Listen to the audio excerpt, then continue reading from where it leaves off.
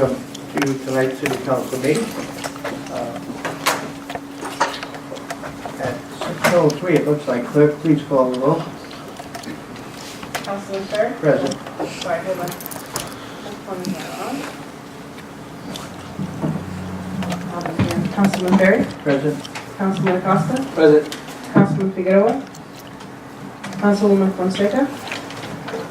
Councilwoman Rivera? Councilwoman Rivera? Present. Councilman Solano? Present. We have quorum, Mr. President. Thank you. Please rise for the pledge of allegiance. I pledge allegiance to the flag of the United States of America and to the republic for which it stands, one nation, under God, indivisible, with liberty and justice for all.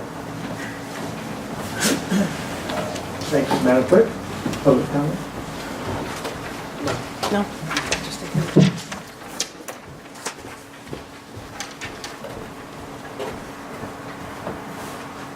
You should only sign up for the form, Mr. President. And the next item is scheduled bills, and is ordinance creating the vacant or abandoned commercial storefronts act, its introduction, and this was tabled at your meeting of November 13th. And everyone has read it. Therefore, so introduced. Next item. The next item is the ordinance amending Chapter 22, Law Enforcement, and Chapter 20, Fire Prevention and Protection. This is first reading. There's no one signed up for public hearing, but if you could like to hear, open it up. Yes, we'd like to open the public hearing regarding the ordinance just read by the city clerk. If you could please read that topic one more time. Ordinance amending Chapter 22, Law Enforcement, and Chapter 20, Fire Prevention and Protection. All right, thank you. Council members, have you looked over that ordinance? I think one of the key words that I saw was the word unoccupied. Most of the enforcement affects unoccupied dwellings. What I could see, that's the biggest change. If Matt would confer on that ordinance and any particular areas that are major. This is the diversity and public safety ordinance. No, that's the, excuse me, I'm sorry, I was looking at the abandoned, but going back to that one, I think that's a good ordinance that we're going to discuss next meeting. Okay.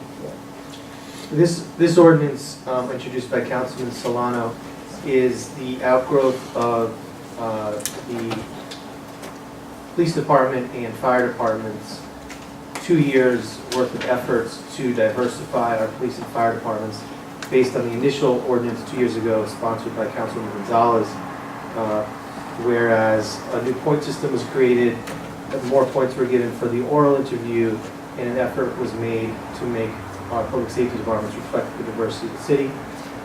Largely, I think those efforts have been successful, but the ordinance before you reflects some minor technical changes that both departments requested to further the goal of diversifying those departments. Anyone else? Any questions? Looking for a motion. I have a motion by Councilman Solano to approve first passage.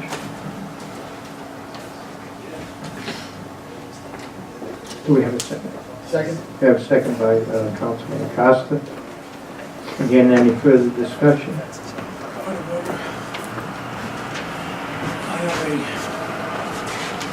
I apologize for coming late. I had another meeting, so I have no idea what you're acting on. We're acting on first passage public hearing on the ordinance reflecting the adversity among our public safety, police, and fire department, I believe.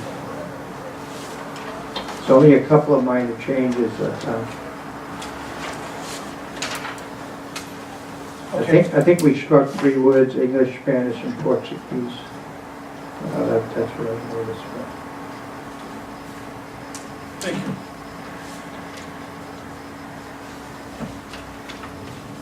Anyone else? Roll call vote. Councilman Berry? Yes. Councilman Acosta? Yes. Councilman Rosette? Yes. Councilman Rivera? Yes. Councilman Solano? Yes. Motion carries, Mr. Chairman.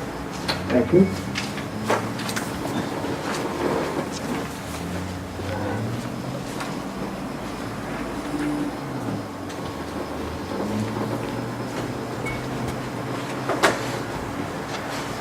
Next item is City Council sitting as the Board of License Commissioners. We have a hearing and consideration and possible action regarding the following license and license holder. It is for Maria Escapi. I think this is as American Columbia Liquors, 738 Broad Street, and it's a Class A liquor license. Good evening. Good evening, you're representing the license holder. I am, Mr. Council President. I briefly conferenced this Could matter. you please state your name for the record, please? Sorry, certainly. George Luff. I just had a chance to briefly conference this matter with council for the board. And, you know, due to a number of facts that are at issue in this particular complaint, we were looking to see. Is that microphone working? It is. Sorry about that. Thank you so much. I had a chance to conference this matter with council before the board just prior to the meeting. There are a number of defenses that the applicant has to the uncorroborated police report that's available right now. What we wanted to do is see if we could delay action on the matter until December 11th. At such time, we would be respectfully requesting a full hearing as well as the opportunity to review the license renewal at that time. Just looking on the surface, the problem with that is the new license is renewable December 1st, and that's the reason, one of the big reasons why we're here tonight. In fact, the police department is here to issue their narrative regarding this. So that is basically why we're here tonight for this. December 1st is when the license has to be renewed. I believe it could be renewed under a provisional with the ability to make a determination whether further adjudication needs to occur on the 11th of December. Is that my microphone? I'm not sure But that- whose microphone it is. Matthew?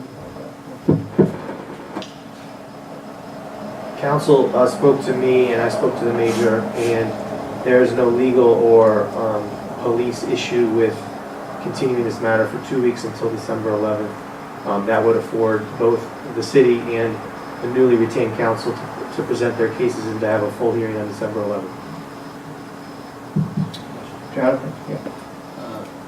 I know when we rescheduled the meeting, we had mentioned, the fact that they had submitted the fee for the license. So would they essentially now be forfeiting that fee should they be found liable for whatever happened? I just want to make sure that they don't shoot themselves in the foot, or we not, unfairly put in that position. You have a couple options in that regard. It's a good question. I think option one would be you can take action and renew their license subject to any decision you make on December 11th.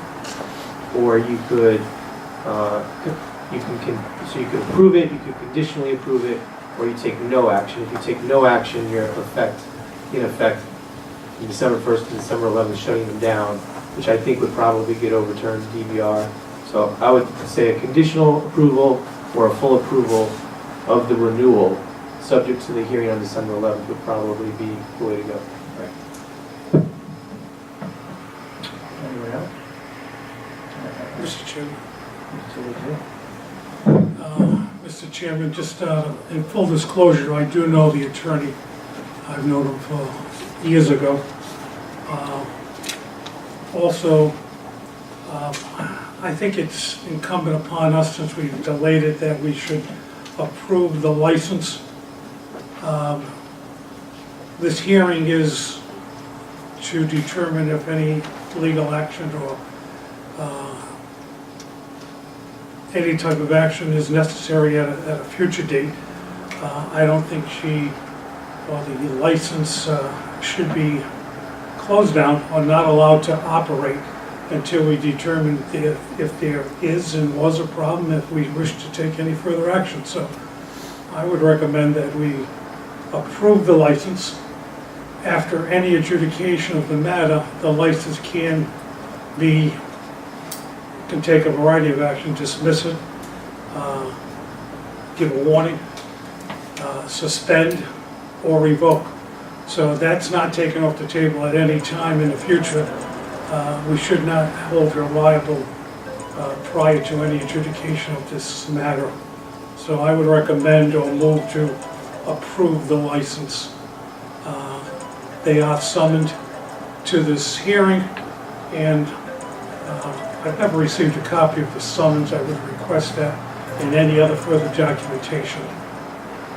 All I received was a copy of the police report, and I have contacted the police department for any further information, but in my package I have never received a copy of the summons, a memorandum, and then other items for the agenda, so I request that. Thank you. Okay, Mr. Liz, are you prepared to make a motion to approve? I have one question. You made a statement that you knew the attorney.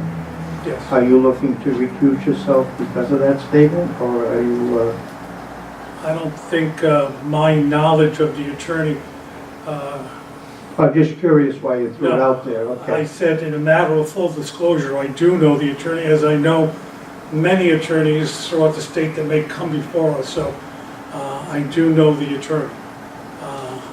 That's it.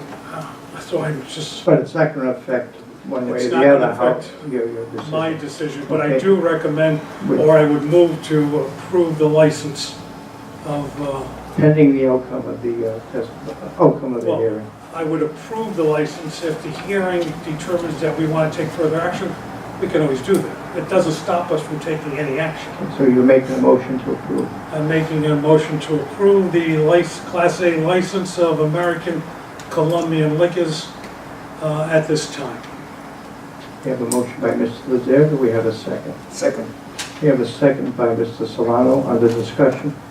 Yeah, just for clarification from the city solicitor, what would be the difference between an approval as articulated right now by Councilman Zay and a conditional approval? Or do they end up doing the same way? I think anticipating how this may or may not play out, I think from a legal perspective, there's no substantive difference, and I think this motion is appropriate. Anyone else? Roll call vote? Councilman Perry? Yes. Councilman Gossett? Yes? Councilman Lozay? Yes. Councilman Rivera? Yes. Councilman Solano? Yes. Motion carries. Thank you. So we'll see you on the 11th. Major, the police department will be ready on the 11th. Sir, thank you very much. Thank you. Have a good evening. Mr. President, that was, during the hearing, it was the consideration of the business license being waived, so I just wanted to note that we took that out.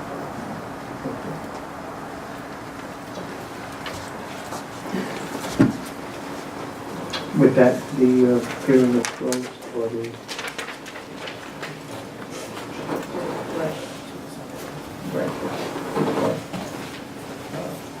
No, good evening. Looking for motion to continue the matter of that hearing regarding the American Colombian Liquors to December 11th. Also move, Mr. Chairman. Motion by Mr. Lazare, seconded by Councilwoman Rivera. Mr. Chairman, may I amend that to say to hold the hearing at the call of the chair? Because if it's not September 11th, you can schedule for any other date. It's not September, it's December. December 11th, you can call it at any time if you want to hold it at a special meeting or whatever. I leave it at the call of the chair. At this point, we hold firm to December 11th. That's your choice, That's Mr. our Chairman. next meeting. So we have any further discussion? I just want to make a quick comment to the owner, make sure that timing is accurate when you close or open your establishment. Absolutely. Yes, sir. No further discussion. All those in favor signify by saying aye. Aye. Chair votes aye. Nays? Hearing none, seeing none. Again, we'll see you on the 11th, and the clerk will get an exact time, I guess. We'll get back to that. Thank you. Next item. Next item is consideration of 2017-2018 business license renewals. You have in front of you the two business licenses that need to be renewed. Okay. They're like considered. Okay, one question, wait, Mr. Lizette, one question, we'll take the liquor first, has anything changed regarding liquor, has another application come in? No changes. So at this point, we are in good shape as far as numbers, there's 35 liquor licenses out. We're two under the maximum on the BVs, and I believe we're one under the maximum on the limited. So that's what we're within the framework. Mr. Chairman, may I make a motion to amend the lists of the additions, of the two additions of Subway Central Falls and Car Wash Quick Loop, unanimous consent, asking us to amend the motion to include those that were not on the official list. I move, ask for an amendment to move to add those under unanimous consent. So you want to add those two that you just mentioned, correct? The ones that we just received. Okay. We have a motion by Mr. Lazier to amend the current list of license holders. Is there a second?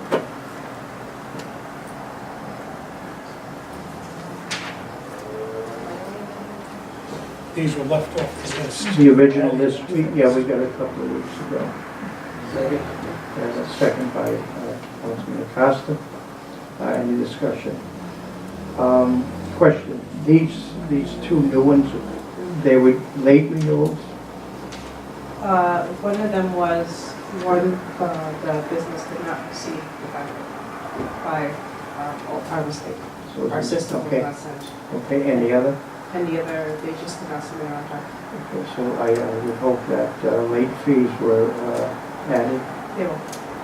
Okay, because the point is, we have ordinance on the book and we do have a date, and if we don't start applying some type of penalties, then our ordinances are useless. But, so there's only one basically that was Well, late. yes. And the other was, of course, It was an administrative error, error okay, on yeah. our end, yes. on those administrations. Any other discussion? So, President, I just want to, for clarification, the one that are gonna be charged at late fees, the one that didn't submit it on time, Correct. the other one won't, right? Correct. Right, yeah, those administrative. Yes. Anyone else? All those in favor signify by saying aye. Aye. Chair votes aye. Nays? Hearing none, seeing none, the ayes have it. Mr. Chairman, I make a motion to approve as amended collectively. Secondly. Make a motion to approve all the licenses for the year 2018 collectively as amended. Second. We have a second by Councilman Solano. Any further discussion? Roll call vote. Councilman Perry? Yes. Councilman Acosta? Yes. Councilman Figueroa? Yes. Councilman Lozay? Yes. Councilwoman Rivera? Yes. Councilman Solano? Yes. No, frankly, that's just to Acosta. You missed the Solano. Sorry about that. I hope this could be a record, 21 minutes. We have looking for a motion to adjourn. Motion for adjournment. Mr. Chairman, just before we adjourn, I request at the next council meeting, the items I requested to be placed on the agenda be included on the agenda. I also have a question, Mr. Chairman. I received a memorandum which stated other agenda items. Before I came into the meeting, were these agenda items acted on? Solicitor's abatement, comprehensive? No, That's the discussion on December 11th. that's December 11th. The memo, Oh, okay. December So 11th. they'll be listed on the December. that's what the memo says. That's, Okay. I looked Is at there a it second quickly. for it? I appreciate that, Mr. Chairman. we have a second for adjournment? Second by Councilman Rivera. We stand adjourned at 6:22. As the time again. Yes. With the memo of the next meeting? No,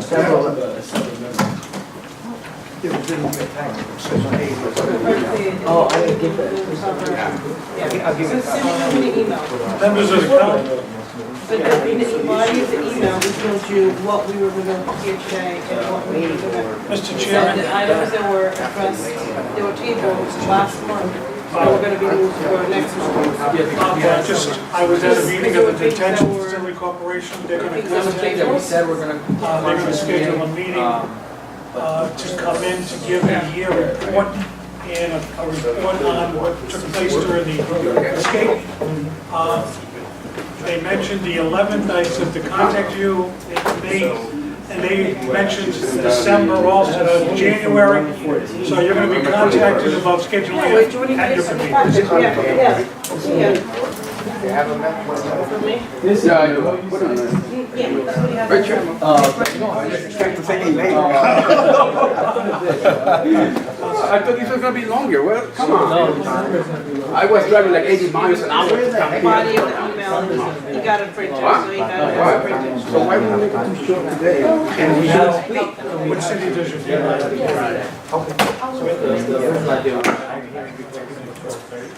And Basically, what we're getting. Yeah, see it for this. One was introduction, and the other was created first. That's why I called you before. 20 minutes before. Where'd you go, Saturday? President, take it easy. Oh my God. Well, I know what they said, maybe, so currently,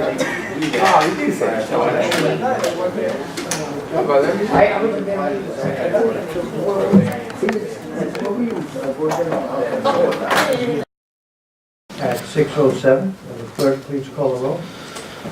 Councilman Perry, Present. Councilman Acosta, President, Councilman Figueroa, Councilman Fonseca, Councilman Zaya,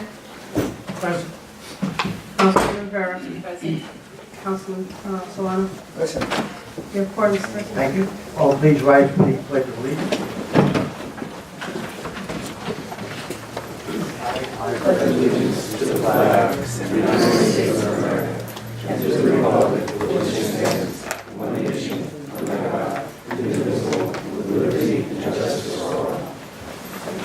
Thank you, everyone.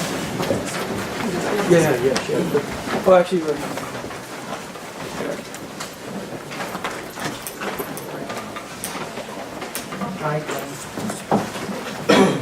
Before we get started, without objection, I would like to move the minutes of the meeting to the end, and I'd like to move the liquor board portion. We have a hearing in that spot. So item 4 will become the liquor hearing, without objection. Seeing none, hearing none. Will the clerk, public comment?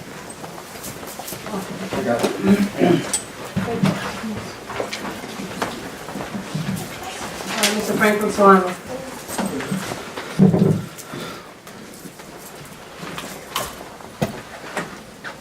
Yeah, good afternoon, ladies and gentlemen. Council President. I just want to agree with what you just petition to leave now, but I also would like to do that and any other business that we have in the agenda, to do it at first in this meeting and any other meeting. I don't think it's fair for the business owner to be here seated for a couple of hours listening to something they don't want to be in. Thank you so much. Thank you, Frank. And I think with that, I Madam have Clerk, one more, Ms. G. Marks. I just want to echo what he said, but I don't think we have any business owner here at this point that would be waiting tonight, but in the future, absolutely. I totally He's agree. not here right now. We had a transfer, I think. Oh, we have a hearing for an extension of the license, Oh, okay. Good. and they're here, but Oh, okay. the license renewal, the owners are not here. Okay, well, let's do the public comment, and then we'll take both Okay. liquor situations. Senor? Hi, Jim. Hi, did you call me? Yes, Yes. sorry you did. Well, I want to wish everyone a very Merry Christmas and a Happy New Year. And I'm glad to see you're back with us, Maria. I saw you went to Puerto Rico. You did a good job over there. Thank you. And I also wanted to thank everyone for listening to me. But tonight I'm a little upset, but first I gave the good things. I saw your Article 2 in the Valley Breeze about the World War II veterans, which I thought was very apropos and very nice. Thank you. And I have a card for you, so the thing that's bothering the most is I had another bad incident with logistic care. Now, I've been here for 2 years and I haven't gotten anywhere. So my question is, who do I talk to get some action? The LA Parking at Miriam, they said that they would be a witness, but I'm not going that far. But I need help, not for myself only, but for everyone in Rhode Island, all the seniors. We're not getting anywhere with this logistic care. I mean, I had an incident Friday where they were arguing with me, my homemaker, and my CNA. And she just sat there, and she didn't want to help me put my walker in or anything. So, do you guys, can you tell me who I have to go to get some action on this? Okay, for those not familiar, that's your transportation. That's the only transportation that you get at the manor, correct? That's the only one. I know years back the mayor wanted Uber in here, but they're worldwide, but their track record isn't that great. They've had problems with them too. But I need to get some help from someone because it's not only myself, but it's all the seniors all over Rhode Island. And we need to take transportation to get to our appointments. And we're waiting and waiting, then they're giving us a problem. I mean, it's not fair to us or to the doctors. They know it too. I said to my heart doctor, why don't you say something or something? Then, as I said, the valet parking guy, he knows because he sees us waiting 2 hours, 2 hours and a half, and that's no good. So I don't want to take all the time up, No, but that's fine, Gina. This has been very important. Up until Friday, how was it? It was still awful. wasn't It was good. still awful, okay. Up until Friday. that's why I'm here again. And this is my last time. Because if I don't get action here, I'll go somewhere where I can. I mean, I've been promised help, but nobody's come through. It's probably not a big deal for you guys, No, but it's for us, it is a big deal. it is very difficult. I, Very difficult. I will give you a call tomorrow. I have some time tomorrow afternoon. Okay, I'm sorry I took so much No, that's time, fine. but again, I have a happy holidays, everyone, and thank you for letting me speak. And also, I have cards for you after. Oh, Thank you. Thank you, Gina. So item, next one will be item 8B, which is the hearing consideration on petition of La Herradura Taqueria Mexicana, LLC, of 716 Dexter Street, for extension of time by which petitioner may claim alcoholic beverage BV limited license. And they are here. They are here. Vengas, venga.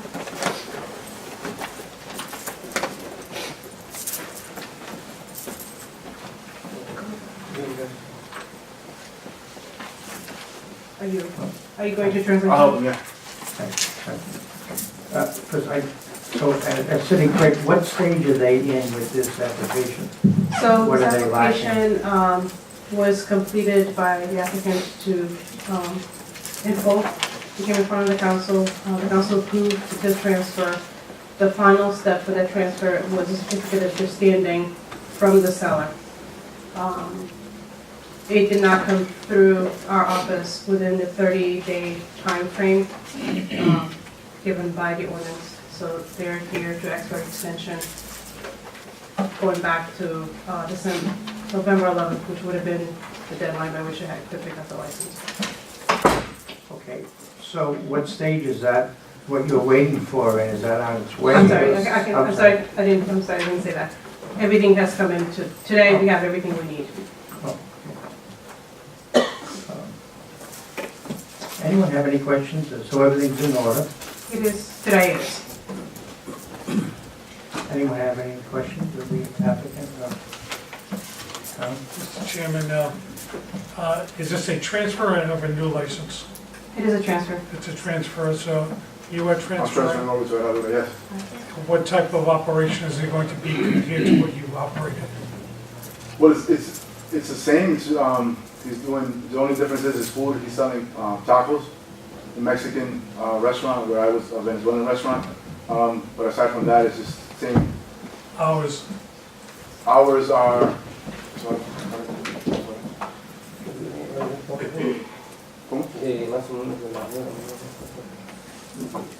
9 a.m. to 10 p.m.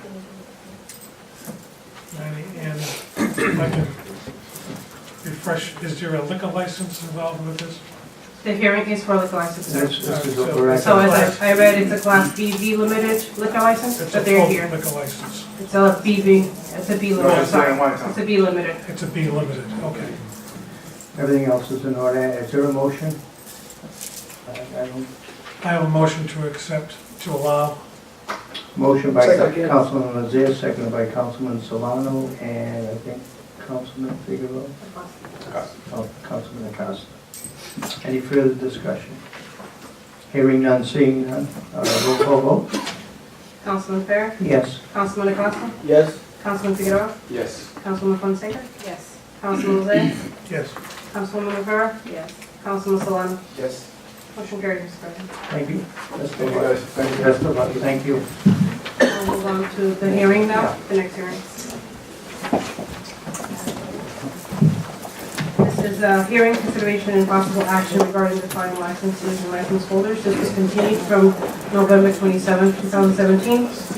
Maria Esquiti, it's doing business as American Colombian Liquor at 738 Broad Street. With that, I'd like to turn the hearing over to City Solicitor Matthews for questioning. Thank you, Mr. President. The law department and the police department have spoken with the business owner's legal counsel in this matter. And as you may recall, 2 years ago, this council, sitting as the Board of License Commissioners, ordered American Colombian Liquors closed for 1 day. It was appealed to DBR. There was a settlement of that for 1 day. If this board were to find that what's before you is a violation of the law and wanted to engage in progressive discipline, as we've discussed previously, something more than 1 day might be an appropriate sanction. We've reached a potential agreement with the defendant for your consideration, which would be a 2-day closure of American Colombian Liquors to be closed on January 3rd and January 4th. I apologize, January 2nd and January 3rd of 2018. In lieu of the facts in this case and the legal case we need to make to DBR, I would recommend the 2-day closure to the council for your consideration. Thank you, Matt. Any discussion by any council member regarding the 2-day suspension? Mr. Lazare? Mr. Chairman, I think we're jumping the gun. The recommendation negotiable or discussed as a 2-day settlement we haven't discussed the hearing yet. The recommendation or the proposal made by the solicitor, if the council wishes to entertain an acceptance of a negotiated plea, I'm not sure if the council wishes to accept that without hearing the circumstances. I would like to hear the circumstances regarding this. It's in your packet, Mr. Lozere. No, The the- narrative, the police narrative Mr. is Chairman, there. Mr. Chairman. Lozere. Go ahead. The only thing that's in my package is a incident report by the police and a narrative by the police. We discussed at the last meeting, there wasn't anything further. I requested at the last meeting that any further investigations by the police department or the detective division regarding this incident be provided. This information that we were provided did not provide any rebuttal or allowance of any rebuttal by the defendant. That's something that I wish to hear. I also asked the police department at the last meeting if there were any further investigations with the individual who was charged. We did not receive anything at that time. Mr. President, I'm passing out the documents that Councilman Lozere requested at the last meeting, which is a copy of the summons that was sent to the business owner, as well as the consent order that was entered into 2015. And for the councilman's request, I can give a brief summary of what's before you. In the redacted police report, I have extra copies if council members want one. On November 4th at approximately 1 a.m., Sergeant Garland was patrolling Broad Street, and in his testimony in the police report, witnessed a liquor store employee carry a case of beer and a bottle of liquor and place it into a car. Sergeant Garland then pulled over the vehicle that that alcohol had been in, and the allegation before the council is a violation of Rhode Island General Laws 3-37-23, which is sale or delivery of alcohol after the closing hours of the liquor store. In lieu of the case that the law department has to make to DVR to uphold whatever decision this board makes, the law department would recommend that the progressive discipline of a 2-day closure would be an appropriate punishment, and recommend that subject to the board's consideration. Thank you. Thank you. And with that, the Colonel, I assume the Colonel was in on the discussion regarding the 2-day suspension.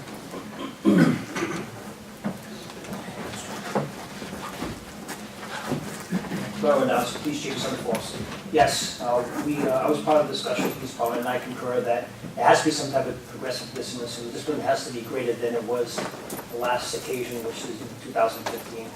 But I feel that 2 days would be satisfactory in this matter. Thank you, Colonel. Yes, sir. Franklin. Yeah, I would like to make a motion to approve today's suspension to the liquor starting January 2nd to January 3rd.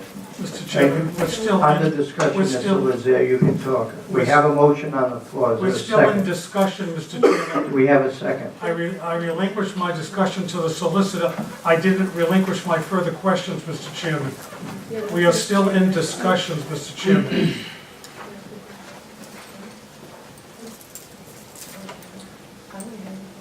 Mr. Chairman, I received, if I may,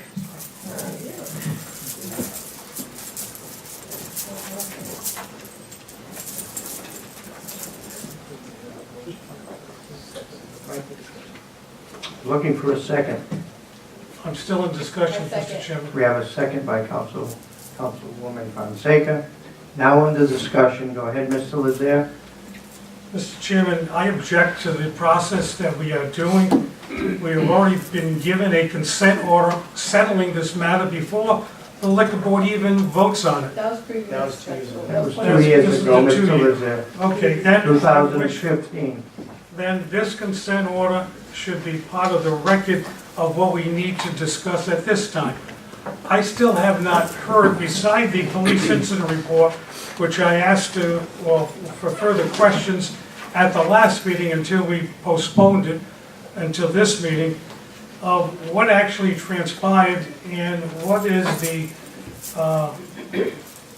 allowance of the attorneys for the defendant to make a presentation in defense. I thought that was the process that we normally hear on hearings. We don't pre-decide any hearing before we listen to the evidence that is presented and then decide. I think we are getting ahead of ourselves, Mr. Chairman, by already presuming a consent agreement by the two and motioning and seconding a motion before we even discuss it, Mr. Chairman. We're discussing it now, Mr. Lazare. We're discussing a motion, Mr. Chairman, not the hearing. I object to the consent agreement without hearing from the parties involved. That's my opinion, Mr. Chairman. Thank you. I want justice.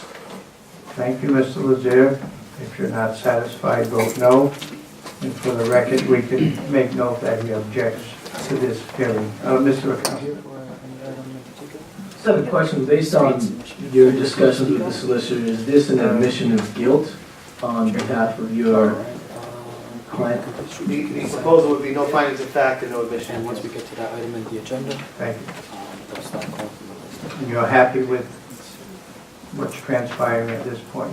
Happy being relative, I would say that we're satisfied based on Satisfied, better word. out-of-pocket funds my client would have to expend based on any possible decision by the city council. I think that's more of the driving force than anything at this point. Here's the agenda. Thank you. Kelly? Good evening. Really, So the male who exited the liquor store, he was an employee, yes, he is an employee. and he's still an employee? He's still an employee, yes. He was actually cleaning. He cleaned for about 2 hours in closing the store. There's a whole set of responsibilities that he has to, tasks that he has to complete upon completion, or upon closing of the store every night. That takes 3 hours? Depends on how busy the store is. So it usually takes about 2 hours to 2.5 hours. If the store is not busy, then he can start early prior to closing. If the store is busy, I believe this was a Friday night, obviously a little bit busier, then it takes him a little longer. It all just depends on the evening and the traffic in the business. Do you guys have cameras in the facility? I don't know the answer to that. Are there cameras? There are cameras in the facility. I'm just wondering if this is an employee of yours, he clearly did something illegal, and he's still an employee. Well, I would If this object is to a clearly habit? something illegal. There's no finding of facts and no testimony at this time.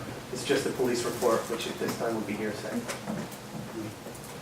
No offense, but, Councilwoman, but I just have to state that for the record. Anyone else? I have a question.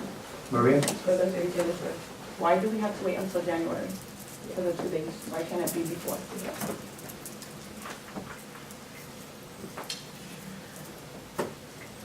The conversations back and forth with the law department, police department, and the liquor store were trying to strike a chord which recognized the city's interest in punishing what we perceived as a violation of the law and have it hurt, as it were, so that hopefully in the form of progressive discipline, the sales that the liquor store loses is a punishment they hope to never have to come before us again. The balance is do we have a strong enough case to do more than that at DVR, and knowing how DVR conducts hearings in this matter and the legal case before us, the strength of the legal case to fight for more than that. It's sort of the mutual judgment of your police department and law department that this is a good deal for the city in the sense of closing for 2 days. We could have a hearing right now, and you could put an order closing them for a week of Christmas, between Christmas and New Year's. So they could go to DVR tomorrow and have it overturned.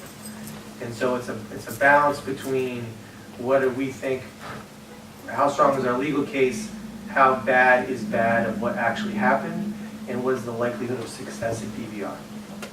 So I'm not questioning the amount of time. It's why do we have to wait until January? After the holidays, of course. The business owner made the argument that there's a difference in income before the holidays and after the holidays, and before the holidays would represent a much steeper cost of closing. Mr. Solicitor, as a point of clarification, so an employee, anyone can leave a liquor store at 1 o'clock in the morning with liquor? Yes. I think it would, I feel like you're asking me a trick question. I would agree with him. I would think you could leave as long as it was properly purchased. Yeah. If you I sold it to believe that's- yourself. I would believe that's the, I think it's a great question. Or deliver. Yeah, as long as it's properly purchased or delivered. I think that's a proper question, because it is, yeah.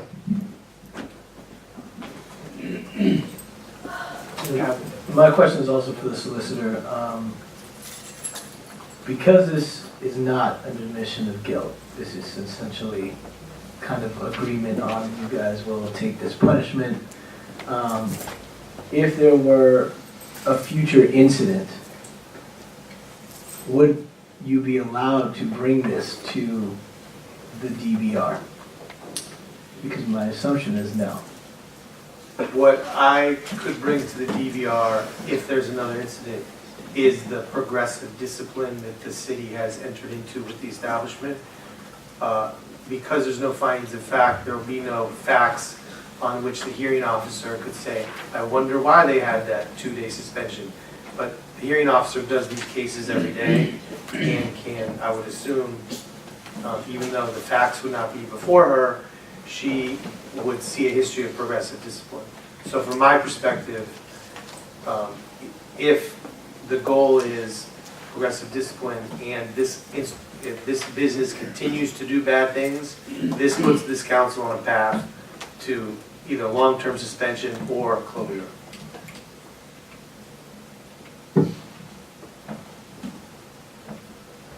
Anyone else? Yes, President. Yeah, and following on what the solicitor said, it's very important for the owner of the liquor store to understand that it won't be put us in good position to, if you come here again with such a problem like that. I think they understand that at this point. Thank you. With that, roll call Mr. vote. Chairman? I still have a question, Mr. Chairman.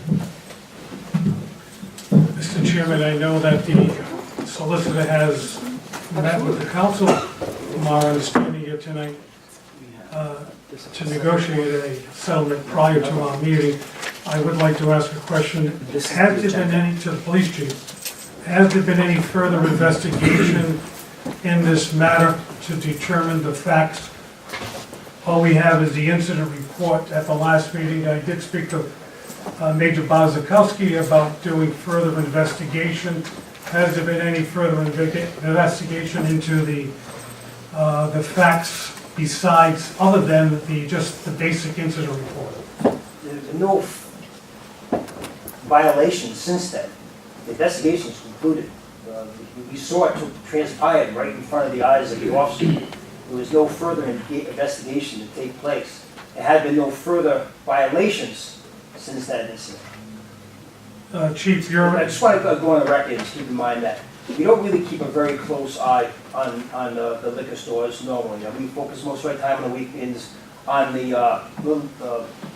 bars and nightclubs because of the reasons with the intoxication, drive while under the influence, any altercation may take place. So it does focus most of our time.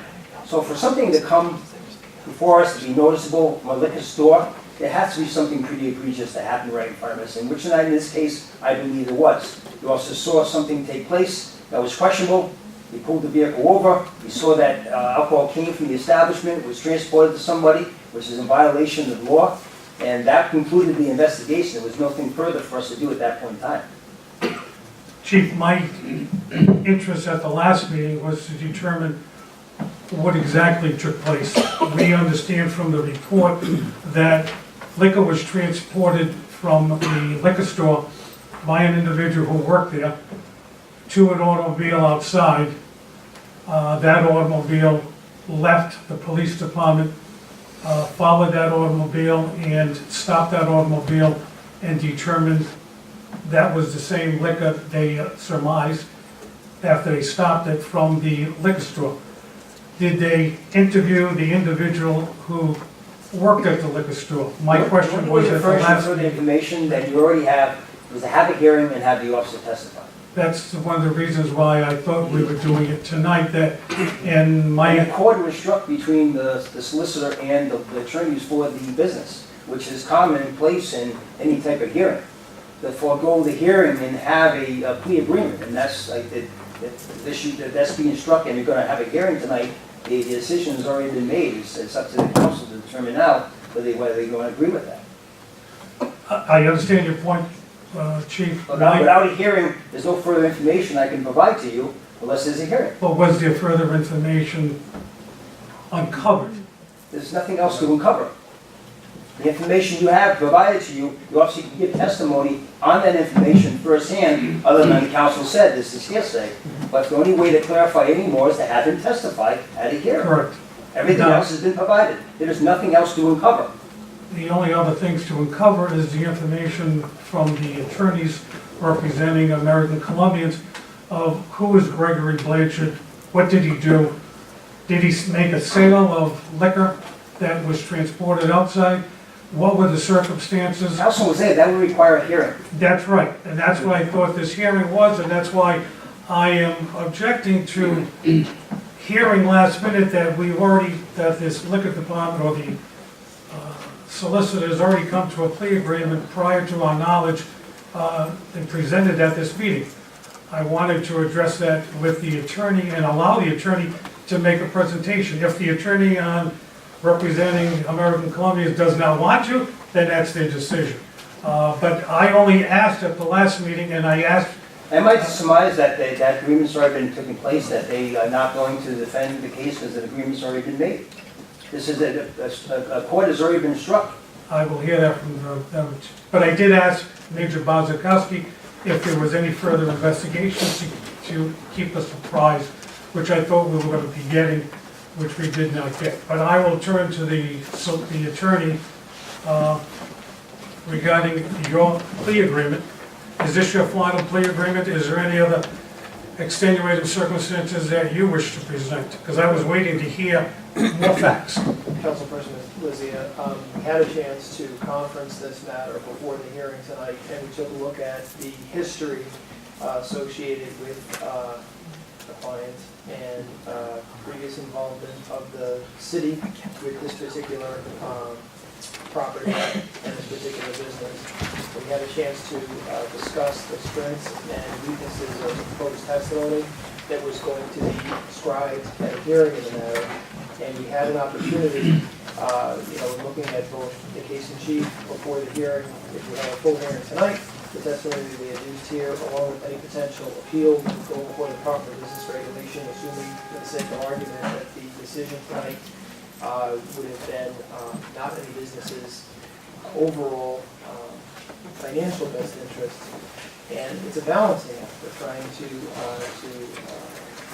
arrive at an enforcement mechanism where there's been issues, but at the same time trying to ensure that businesses are able to, stay and as a result, sorry about that. As a result, collaboration with the police department and counsel for the city's law department, we came up with this proposed disposition. Are you and your client satisfied with this proposal and wish to move forward? We are satisfied and we do wish to move forward with it. I have no further questions, Mr. Chairman. Anyone else? Clerk, please call the roll. Councilman Ferry? Yes. Councilman Acosta? Yes. Councilman Figueroa? Yes. Councilwoman Fonseca? Yes. Councilman Lozay? Yes. Councilwoman Rivera? Yes. Councilman Solano? Yes. Motion carries, Mr. President. Best of luck going forward.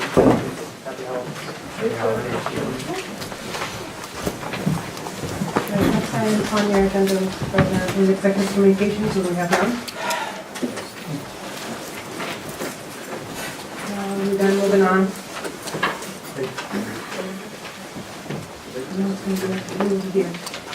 Schedule of bills, hearing information, we have the ordinance creating the vacant or abandoned commercial storefronts tax.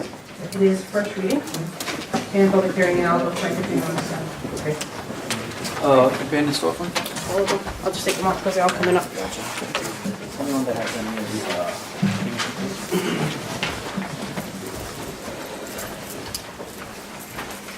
these, Mr. President, there's no one signed up for public hearing. We have a motion on the ordinance, it's only its first reading.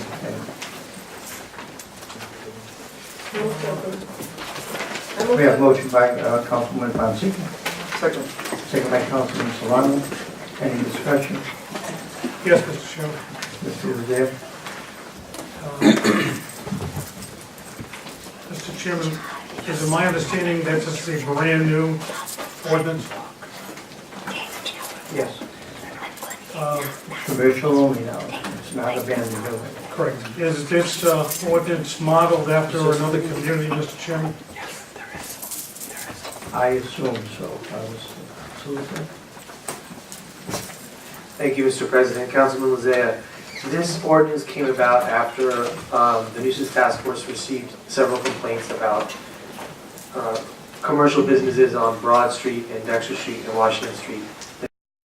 They closed, but had left things remaining either outside of the business, in the window of their business, that were inappropriate and unappealing to the eye. And so during this past summer, we had a law intern, second-year student from the law school, who spent the summer researching other cities and towns' ordinances on abandoned storefronts, and he brought together a best practices ordinance based on those, brought it to the nuisance task force, which vetted it, and then it's before you now for your consideration. Mr. Chairman, Mr. Solicitor, can I ask where this ordinance came from? Originally, is this modeled after another community? I know that the law intern looked at 9 or 10 different communities. I can provide you a list within the next day or two of the exact communities via email. Mr. Solicitor, if I could also ask that, I'm concerned that instances where property owners, and I know of some, which do not wish to rent their storefront. If an individual business owner or property landlord decided not to rent a storefront and leaves it vacant, are they in violation of this ordinance?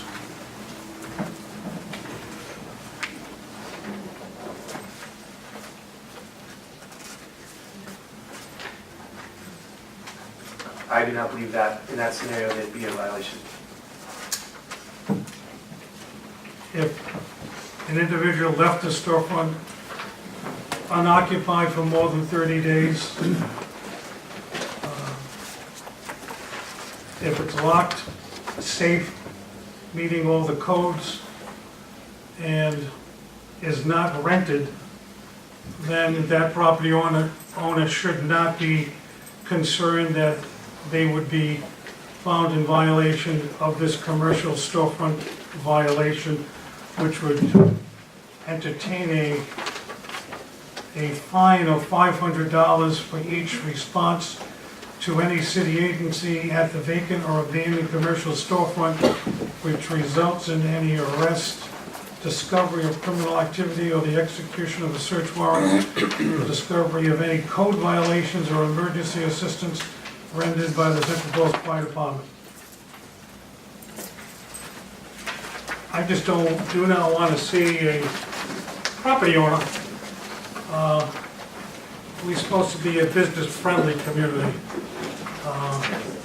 being burdened with notices that they must comply with renting their storefront if they do not want to, if they do maintain it. I think Peter, answer some of these. Thank you, Council President. Councilman Lazier, if you could direct your attention to Section C on page 2. There's a requirement that the storefront owner register with my department. So as long as the owner registers that department and they can storefront with my department and otherwise complies with the other sections of the ordinance, they would not be in violation. So they have to register with your department. They cannot just leave it vacant. They would have to maintain a registration of abandonment or non-use with your department? That's my understanding of the ordinance. Okay, thank you. And the idea behind that is that as the Department of Planning and Economic Development, we're very interested in business activity in the city, and we're actively working off of a list now and trying to attract tenants to help revitalize our main streets. Anyone else? Seeing none, hearing none, roll call vote. Councilman Perry? Yes. Councilman Acosta? Yes. Councilman Figueroa? Yes. Councilwoman Fonseca? Yes. Councilman Lozay? Yes, for further discussion at the next meeting. Thank you. Councilwoman Rivera? Yes. Councilman Solano? Yes. Motion carried. Next item, Madam Clerk. Ordinance amending Chapter 22, Law Enforcement, and Chapter 20, Fire Prevention and Protection. This is its second reading. Anyone sign? I do not have anyone sign up for this. Everyone's familiar, this is the second go-round. If you are.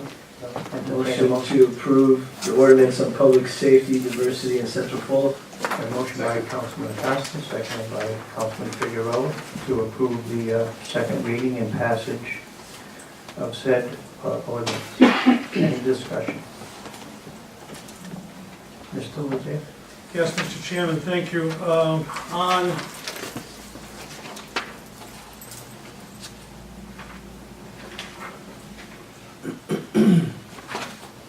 On page 3, section 5, the change elaborated on is an oral examination video shall be recorded on video.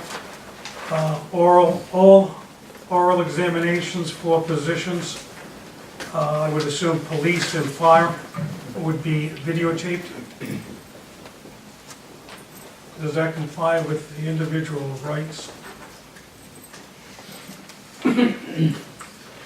The purpose of this amendment, which was requested via the police and fire departments, was that because the eligibility list is maintained for 2 years, oftentimes the leadership of the departments don't remember who the applicant is. And so being able to go back and watch their video interview would assist them in evaluating the applicant. We can ensure that the paperwork the applicant signs reflects that they are agreeing to be videotaped. Thank you. Next, Mr. Chairman, on page 4, what is changed is, or as a result of their background investigation as determined by the Director of Public Safety, they shall be ineligible for referral to the Personnel Board for hiring and removed from the eligible list. I would note that throughout this ordinance amendments, comments that the Director of Public Safety shall take certain actions. Section 8 says, unless the Director of Public Safety grants a 6-month extension. Next in H on that page, notwithstanding any of the provisions of this chapter, the Director of Public Safety shall have the authority to establish a procedure for the hiring of a lateral transfer applicant defined as a police officer in good standing with at least 3 years experience. And there are others, Mr. Chairman. Do we have a report from the Public Safety Director determining what criteria he will use on extending the lateral transfer? My understanding, there has been acceptances of lateral transfers in the city as of now. What has been the process? How does that differ? There is certain, we continue to grant authority throughout this to the public safety director, but I have not seen any report or comments or discussion from the public safety director on what he plans to do in these actions.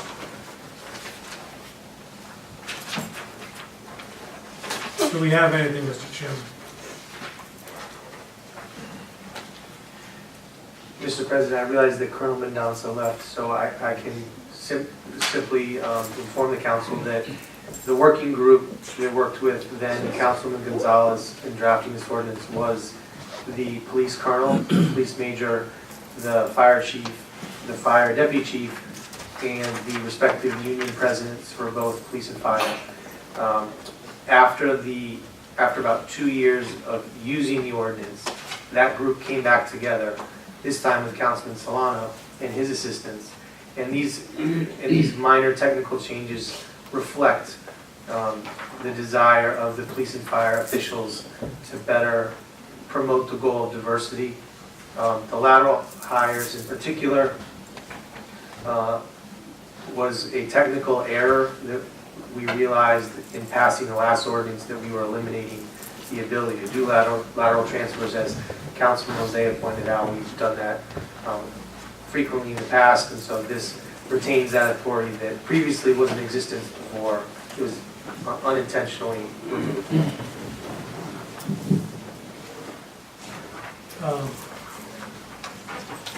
Mr. Chairman, other questions? As I've stated, Mr. Chairman, that this ordinance changes and throughout the entire body of it, elaborates on actions to be determined by the Director of Public Safety, but doesn't designate what those actions are. The Public Safety Director, as determined by the Director of Public Safety, shall determine they shall be ineligible for referral to the Personnel Board for hiring and removed from the eligibility list. We do not have any further documentation of why or what determination the Public Safety Director has. We just grant authority without limiting the scope of that authority, Mr. Chairman. I'm concerned at that. The Director of Public Safety at E on page 7 may grant a 6-month extension to this 1-year deadline upon a showing of good cause. What was it before, Mr. Chairman, 6 months? Or was it 6 months to 1 year? We're asking for 6 months to 1 year. What are the circumstances that are allowed? This is something that I haven't heard any elaboration on, Mr. Chairman. That's why I'm concerned and hope that possibly that the Public Safety Director or someone would be here to answer these questions. I can also address that question for you, Councilman Hosea. Yes. This is actually an interesting issue which I was not privy to prior to being looped into drafting the first ordinance and then this latest revision. Many fire departments around Rhode Island and the country require the basic EMT license and the cardiac license before you can even apply to the fire department. And because historically the people that have those licenses are not women and not people of color, you limit the applicant pool to mostly white men. And so what the city did was different, was to say anybody can apply, and we're going to give you a 1-year runway to get your EMT basic and your EMT cardiac, so as to not to limit the pool of applicants. Unfortunately, what we found in the 2 years since passing the ordinance is that the classes themselves to pass these classes, and then the tests sometimes fall 13, 14 months away instead of that hard 1 year. So this would give the Director of Public Safety the ability to give a 6-month extension if that 1-year hard deadline was unable to be met because the class at CCRI and the resulting test. I think the test is only given, Deputy Chief maybe you'll speak to this, I think it's only given twice a year, and so the dates aren't always perfect, and it gives us a little flexibility.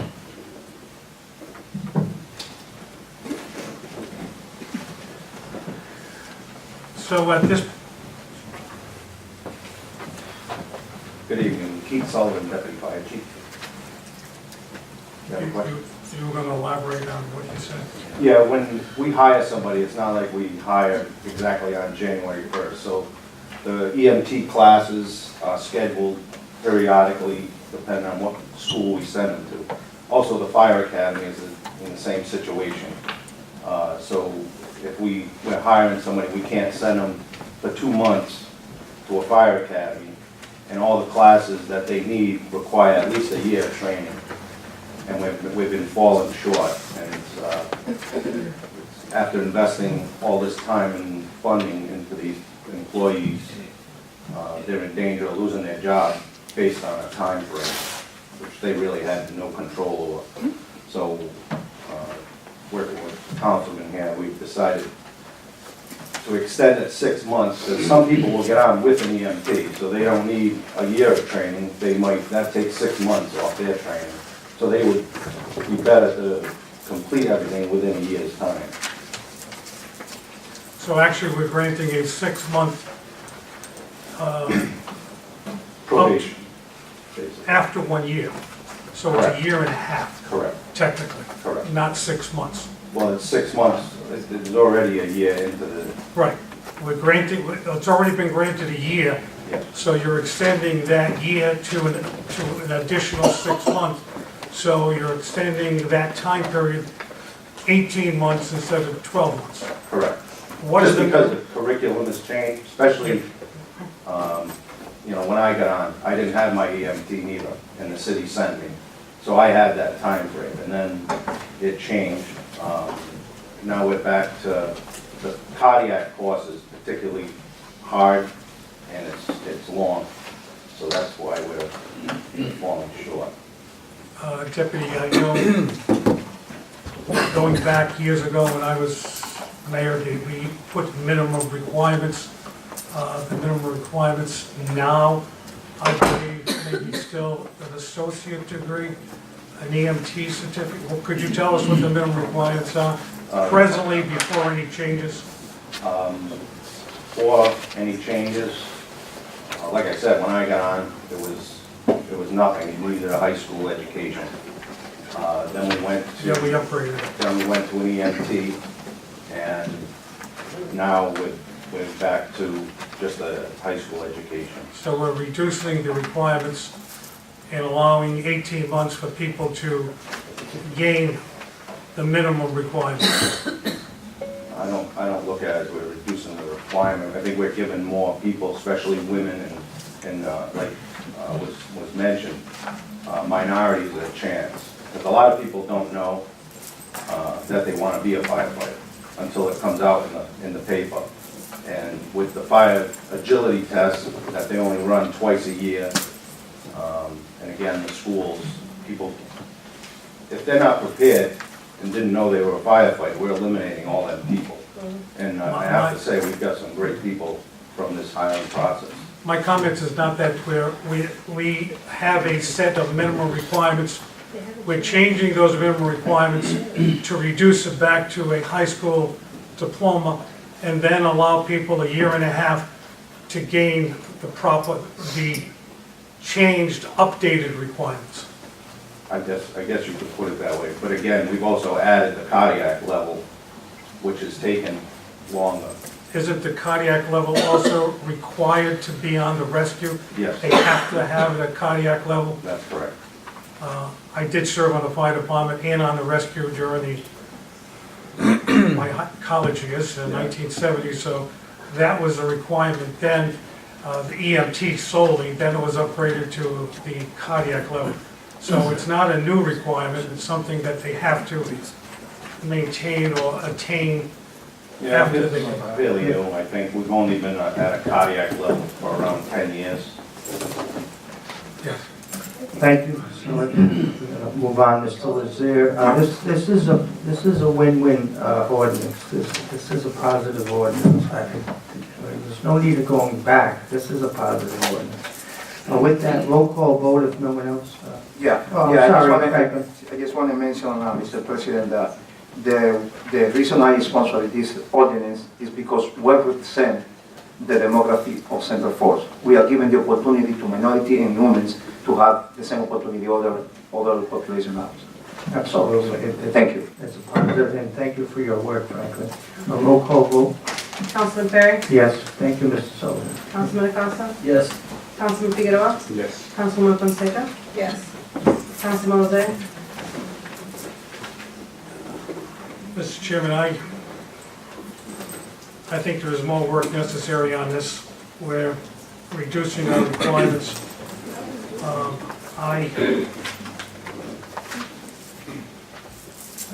I'm perplexed to support it at this time without further revisions. Councilman Jose? Point of order, Mr. President. Are we voting now or we still discussing it? Absolutely Jose, you voting, vote? yes or no, Mr. Rozier, or present? Councilman Jose? I vote to approve with objection. Councilwoman Rivera? Yes. Councilman Solano? Yes. Motion passes, Mr. President. Thank you. Next ordinance is the ordinance creating the Central Falls Green and Complete Streets Initiative. This is your first reading. And we have several people signed up to speak, Mr. President. Oh, okay. Including Peter? Peter Simon? Peter, not sign up.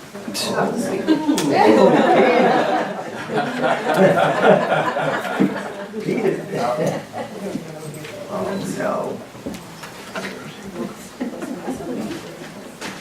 I guess you had it for the presentation. You may go ahead, Peter. Thank you, Council President. So the idea of green and complete streets, I think, is somewhat new to Central Falls. It's part of a broader national movement that's been put forth through several organizations, the national government, state governments. There's a coalition called the National Complete Streets Coalition. In Rhode Island, we have the Green Infrastructure Coalition that are promoting things like this. And I provided some information for leaders in the city, members of the public, developed a 47-slide presentation outlining a little bit about green and complete streets. That presentation is in the packet that council received last week. There's also copies in the back of the room here as well. But I wanted to just quickly share a 13-slide summary of that presentation so that everyone in the room has the same basic understanding of green and complete streets and what this ordinance is seeking to achieve. Do we want to bring forth the speakers first and then the slide presentation? Is that the speakers? We have speakers come out and then we'll do your presentation. Would you going to You want provide an to- overview of? You want to do it now, or you want the public, we have a few speakers on this. I prefer to speak first and then Oh, okay. you can, if you want, you can give the opportunity for members of the public to speak, and then I'm available for any questions that the Okay, council might that's have. fine.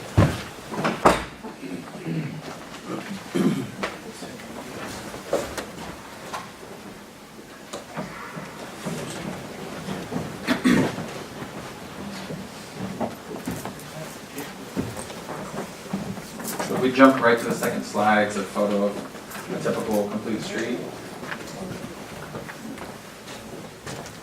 This is very similar to what was done on Dexter Street. The idea is that you're accommodating vehicles, you're also providing opportunities for pedestrians to utilize sidewalks across the street and well-marked crosswalks, and also providing bicycle infrastructure. This photo is an image of, this photo includes a bus stopping on the street in the top of the screen. Looking at green streets, it's a little more complicated. It involves some subsurface interventions. You can go to the next slide, Trey. Yep. So the idea with this is that you're connecting the plantings above ground to the treatment of stormwater underground. That can be just in terms of opening up a sidewalk and planting a tree. It can be more complicated than that. It can include on-site storm water storage. It can include filtration prior to entering a sewer system. There's a lot that can be done with green street infrastructure. These are three typical users of a street. The idea is that complete streets are safe, comfortable, and convenient for all users, whether you're 8 years old, 80 years old. if you're mobile, or if you're utilizing a wheelchair. So the basic issue that we have with like a conventional street, streets have changed incredibly in the last 100 years. They were dirt paths, they were paved first with stones, then more manufactured resilient materials, concrete, asphalt. Sidewalks were installed. Many of the sidewalks in Central Falls date from the 1930s, and automobile use has changed drastically since our roads were first paved. Car ownership has increased substantially, so we're now in a situation here in 2017 where we have roads that are not meeting national ADA requirements because we're so paved in Central Falls. When it rains, most of the storm water goes directly into the sewer system. It overflows our combined sewer system, resulting in runoff that closes beaches in Narragansett Bay and limits fishing. We don't have a fair amount of crosswalks in our city, and we have limited bicycle facilities. So we have a lot of bicyclists riding on sidewalks, riding on the street, and I think at a basic level, our streets could look better. This is a video, hopefully we can get it to work, of what Higginson Avenue looks like when it rains. For those that are familiar with the city, we very quickly can get over 2.5 feet of water in that roadway. This past summer, when this video was taken, we lost 2 cars to the flooding. So I think the idea is that with this ordinance, we would be seeking to address some of these issues.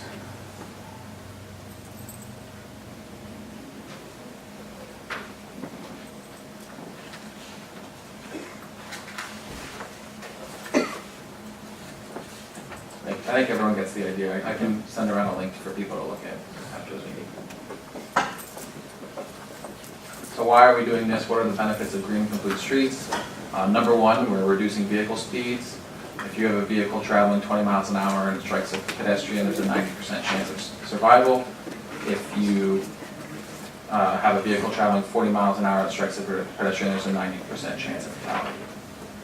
So fundamentally, if we're slowing our vehicles a little bit, then it greatly increases the likelihood of survival in an accident. We've had 3 pedestrian fatalities in the city in the last 3 years, and they're the first that the Colonel can remember in his long tenure, first on the police force and also as a Central Falls resident. Could you go back a couple of slides, please, Jack? There's also public health benefits. The Center for Disease Control is being a big proponent of green complete streets. The Rhode Island Department of Health has been working on this as well, which is something that we talked a little bit more about during public comment. There's also an opportunity when people are out in the streets more. Scientific research has shown that mental health increases and there's greater citizen engagement in local government and local initiatives. There's also reduced transportation costs. Walking is much less expensive than driving.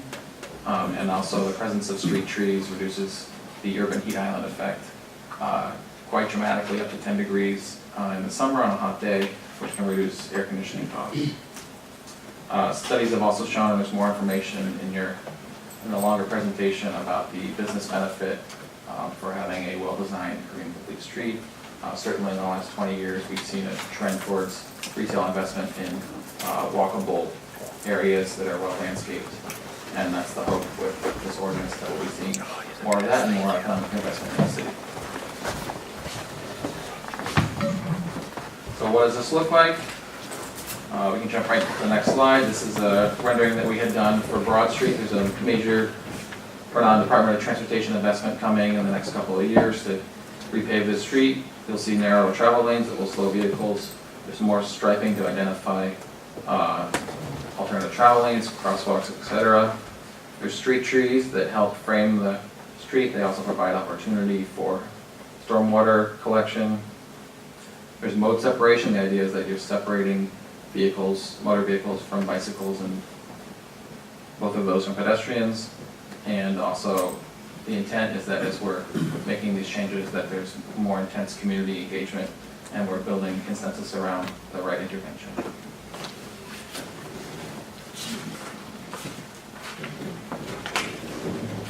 So to summarize why I think that this is good in Central Falls, why we built this team to write this ordinance, why it's been advocated to the council to pass, is that there's a lot of diversity in Central Falls.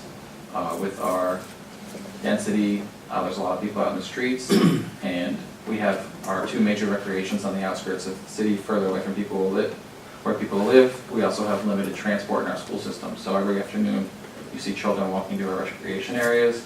Our seniors throughout the day are walking to our recreation areas. There's an opportunity to improve our economy, improve public health, which have been major initiatives of the city in the last few years. And one of the most frequent complaints we get here in City Hall is about speeding on city streets. So we're hoping this is a comprehensive way to address that issue. So to summarize, I think the direction that we're attempting to go in with this ordinance is that we believe that Central Falls should have the best possible streets. We have significant changes coming in the next few years with the construction of the train station. We're going to have a permanent alignment of the bikeway that will bring bike tours to Central Falls. And we need to be building the best infrastructure for our residents and any future investment we're looking to attract. Thank you so much, Peter, and keep up the good work. Really appreciate it. A lot of work went into this, it's obvious. So council, what we have in front of you is basically first passage. Public comment, Mr. Chairman. Oh, yes, we have Public hearing. a couple of people signed up. Yes, we have public hearing, Mr. President. Okay, You wanna open it? call the names. Sarah Mitchell. Hello, Sarah. Good evening. Welcome to the City Council chambers. Thank you, Council President Robert Furry, Council, city members, and the citizens of Central Falls for the opportunity to speak to you tonight about the Central Falls Green and Complete Streets Initiative introduced by City Councilman Jonathan Acosta. I am Sarah Mitchell, Board Chair of the Rhode Island Bicycle Coalition. On behalf of the Rhode Island Bicycle Coalition, I am here speaking in support of the Central Falls Green and Complete Streets Initiative ordinance. Earlier this year, the Rhode Island Bicycle Coalition conducted a survey. We asked our membership and the bicycling community at large what type of urban bicycle amenities and improvements they most wanted in their communities. Their response? Bike lanes. A complete street is a street that accommodates all modes of travel: walking, biking, buses, and cars. We have spent the last 50 years building a nation of cars. You can go anywhere comfortably in Rhode Island by car. And while you may encounter congestion or have to park further from your destination than you wanted, you can go anywhere comfortably by car in Rhode Island. The same cannot be said for any other mode our citizens use. Central Falls has the lowest rate of car ownership in the state of Rhode Island. People in Central Falls are not driving to their destinations. They are walking, they are riding the bus, and they are riding bikes. In 2016, a group of students from the learning community surveyed their peers in Central Falls and asked what their transportation needs were. Their answer? A safe way to bike to school and to bike to the park. Kids in Central Falls did not feel safe riding their bike to school. The students from the learning community identified that their streets in Central Falls were incomplete, and they set out to fix that. Working with the community and the Central Falls Planning Department, the students from the learning community got a bike lane on Washington Street, the first contraflow bike lane in Rhode Island, making Washington Street more complete and comfortable for people who bike in Central Falls. Central Falls is also part of the Blackstone River Bikeway and is on the spine route of the East Coast Greenway, a 3,000-mile biking and walking trail from Calais, Maine to Key West, Florida. Every day, people bike to and from Central Falls on their way to work, to school, to the store, and to a friend's house, or to the park. Commuters, tourists, families, people of all ages and skill level are biking in Central Falls. In this ordinance which you are considering, it states that the design of new rehabilitated and reconstructed facilities should anticipate likely future demand for bicycling, walking, transit, and motorist use. I am here to tell you that that future demand is already here. Your citizens are walking. Your citizens are biking. By adopting the Green and Complete Streets Ordinance, Central Falls is choosing to design its streets for its people, to make its streets feel comfortable and safe for people who walk, people who bike, and people who use public transit. The Rhode Island Bicycle Coalition supports the Central Falls Green and Complete Streets Initiative to make the streets of Central Falls more complete and create a community where citizens can safely and comfortably travel using any mode. Thank you. Thank you, sir. Thank you very much. John Flaherty. Good evening, Mr. President, members of the council. Thank you for the opportunity to speak on this ordinance tonight. My name is John Flaherty, and I work for an organization called Grow Smart Rhode Island. We're a nonprofit organization made up of business and civic leaders throughout the state and concerned citizens that provides statewide policy leadership on issues of community revitalization. And we've been watching Central Falls very closely over the last few years. This city has been exceptionally proactive in encouraging the revitalization of the city through the redevelopment of vacant and underutilized mills. I think about what's happened along Roosevelt Avenue, the Central Falls Landing, which had a groundbreaking, and we're expecting great things there. The commuter rail stop that was mentioned earlier, and also the Broad Street Regeneration Initiative, which is really encompassing a lot of these issues that we're talking about this evening. So we applaud you for your leadership on this. We think that you're setting the table for increased private investment, and at the same time helping to make Central Falls more livable for people to get around by means other than just a car. At the end of the day, we think that by doing this, you're making Central Falls a better place for business, a better place for people who live here. There are about 1,300 of these policies throughout the country. In Rhode Island, we've got about, I think, 10 or 11 communities that have done resolutions. And this dates back to maybe 4 or 5 years ago. Central Falls will be the first to take this step, and we look forward to holding the city up as a leader in the state on this issue. So thank you very much. Thank you, John, for your efforts and your organization's efforts. Thank you. Any other speakers? John Egan.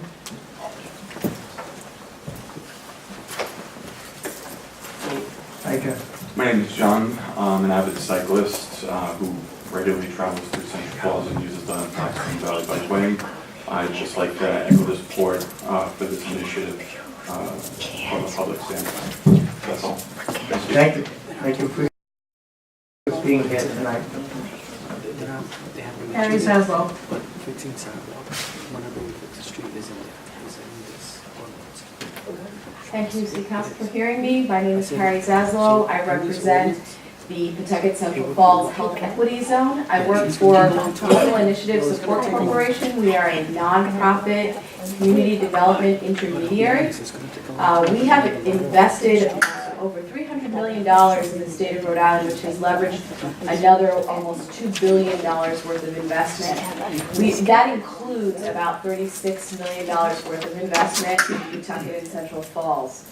Through our health equity zone work, we spent most of the year of 2015 interviewing and speaking with community leaders in both Pawtucket and Central Falls. And by leader, we considered a leader anyone who has a following. So this is the person that starts the call circles at church. This is the person that organizes the sports teams and the teacher gifts. We spoke with these people. We asked them to tell us about their neighborhoods. We asked them to tell us about the strengths, the weaknesses, the opportunities, and the threats. And what we heard across the board, regardless of what they were speaking of, one of the greatest barriers to getting where they needed to go and doing what they needed to do was transportation, complete streets, and the safety to be able to get around. We spoke with people, we brought them together, we created, and I see that Councilwoman has a copy of the action plan. This is a comprehensive action plan that speaks to food access, health access, access to jobs and family income, access to recreation, safety, arts, and culture. As we worked on creating that action plan, we had committees working for about 2 months. These included a lot of residents, stakeholders, municipal leaders, coming together and speaking about what kinds of things they wanted to see happen in their community. Again, I would really want to reiterate the real importance that was placed on the means in which people get from one place to another in every single one of these committees, whether it was how one gets to a job or whether are able to get to school safely, how you could use bicycles to be able to get to the buses. This ordinance will allow for the city to be able to design streets that will do just that. It will start making it safer and easier for your residents to get to where they need to go so that they can get to the jobs that they want to have, so the kids can get to school safely. So we very much support the passage of this. It would be, as the last speaker mentioned, it will be the first ordinance in the state, one of the few in the region, and it would be really a proud moment passing this ordinance. Thank you. Thank you so much. It's basically a presentation. Oh, Carrie? Yeah. She has one question. Oh, sure. President Joseph. Thank you for speaking. We did get the action plan, I think it's part of our comp plan. Yeah. But I think this in itself would be a good presentation for us and for the community. Sure. There's a lot of great information in here. We would love to come and do If you that. would like to come back. We would love to do that. Yeah. Thank you. Thank you. Thank you, Carrie. Thank you for all your organization does. You got a quick question for us, sir? No, I just want to make a comment and congratulate all the people involved in this initiative. I think it's a great ordinance. Thank you, Peter. Thank you, everyone that is working on it. And I also want to congratulate Councilman Costa for sponsoring. And I also, and again, I think this is another win-win ordinance. There's no negative to this ordinance, and with that. We have a couple Oh, more? we have a couple more, okay. Well, consider me one of the speakers. I didn't sign it. Hi, everyone. Hi. Thank you to the council, residents, and everyone who is here in support of a healthier, cleaner Central Falls. My name is David Valise. A lot of you know me as an organizer for the Childhood Action Project that has been working in Central Falls to combat lead poisoning. But I'm also the Environmental Justice Chair of the Sierra Club of Rhode Island, and I work in different cities to promote a healthier, greener lifestyle for everyone. And I'm here to support the Central Falls Green and Complete Streets initiative for a few reasons. One, I think as Carrie mentioned, this is good community planning. You know, this is the community sharing input, saying that we need more alternatives to cars, more access to the streets. This will not only move us away from fossil fuels and help us to combat climate change, as we all hopefully want to do, but also it's going to have a really positive impact on the health of the community with people walking, riding bikes. This is Central Falls has become my second home. And every time I'm here, I see how Central Falls is leading the way in a lot of different initiatives, and everyone's kind of really talking about it. I'm just proud to be here to support this and another move where Central Falls is going to be a leader. Thank you very much. Thank you. So after this, you'll make it your first? Sure. Sheila Dorman?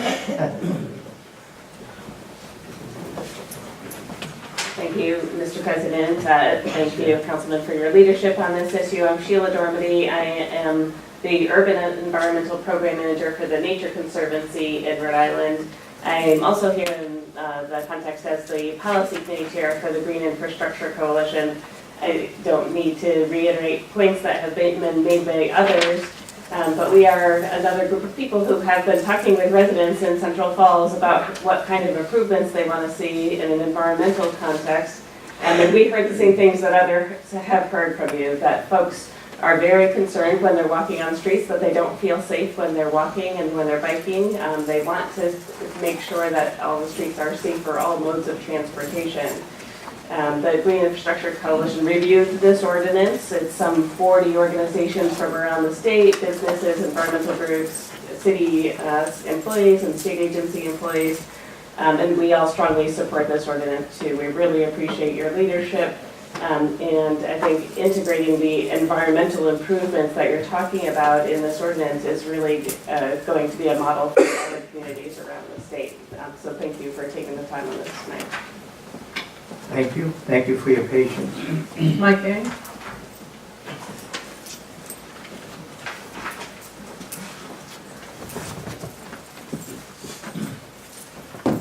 Hi everyone. My name is Mike. I'm a homeowner in Cranston and a software designer and a daily bike commuter. I just wanted to speak in support of the ordinance. I think there were a lot of great points raised. So I'm very committed to getting around by cycling. I have been hit by cars 4 times in the state, luckily with no major injuries. But I think, you know, riding a bike in most parts of the state is, you know, in many cases, you know, putting your life in your own hands. So, you know, I would love to see Central Falls pave the way for cycling in the state being safer. I know many people who would like to bike or walk to where they need to go, but they simply don't feel safe to do it, and many friends and family. So I think this ordinance is a great opportunity to to lead the way, and I think it's, you know, attracts many young people who want to stay in the city and in the state and contribute. As it is, you know, many people I know will go to larger cities, go to Boston, go to New York, where public transit is much more developed, cycling infrastructure is much more developed. But there are great things happening in the state and in other cities, and as you heard about, you know, great other bike infrastructure improvements in Central Falls recently. So I just wanted to express my support as a bike commuter and resident of the state. Thank you. Thanks, Mike. Thanks for your patience, and don't get hit a 5th time. Be safe. Grace Mancini.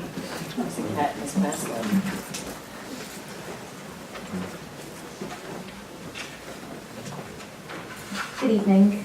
Grace Lantini here on behalf of the tree warden of Central Falls, Matthew Largess. The Society of Municipal Arborists have a tagline, trees, the only infrastructure that increases in value over its lifetime. The justification for trees is changing. In many parts of the country, an urban forestry program was once considered a beautification project. Now, urban forestry is recognized around the globe for the health and wellness benefits it provides for the immediate community, and of course, the benefit it provides to the environment. There is also a financial value of urban forests, one that is measured in cost savings thanks to the shade an elm tree provides, or the amount of water a tulip tree absorbs. Trees are also an invaluable resource when it comes to reducing stormwater, and any reduction in trees equals an increase in runoff. On the other hand, any increase in trees equals a decrease in runoff, a decrease in flooding, and a decrease in water pollution. I would encourage the council to take the next step and view green and complete streets as essential green infrastructure. This infrastructure should not be an afterthought, rather an infrastructure essential to the current and future health of the city. Thank you. Thank you so much. No, That's it. There you have it, council. Again, I can't express it anymore. This is a no-lose situation. I think it's a great ordinance. Can only help the city. With that, I'd like okay, yeah, let's have a motion, then we'll have a discussion. Motion to approve first passage by Councilman Figueroa, seconded by Councilman Solano. Under discussion, Colleen?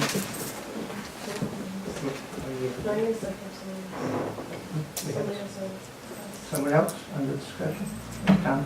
Mr. Chairman, since this is a new ordinance to the city, going over this, having the city break ground in some ways is very good, but in some ways we should be cautious. In this ordinance, Mr. Chairman, I'd like to question the solicitor on page 1, under section 32-312, scope of applicability. I'm concerned that B, privately constructed streets and parking lots shall adhere to this ordinance.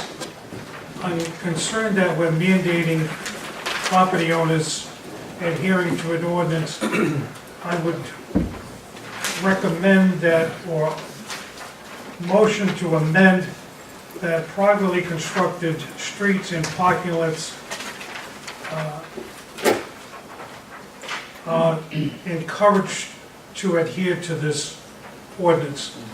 I'm reluctant that we make it mandatory that private property has to adhere to these restrictions, Mr. Chairman. I make that in the form of a motion first. Changing it here to recommend.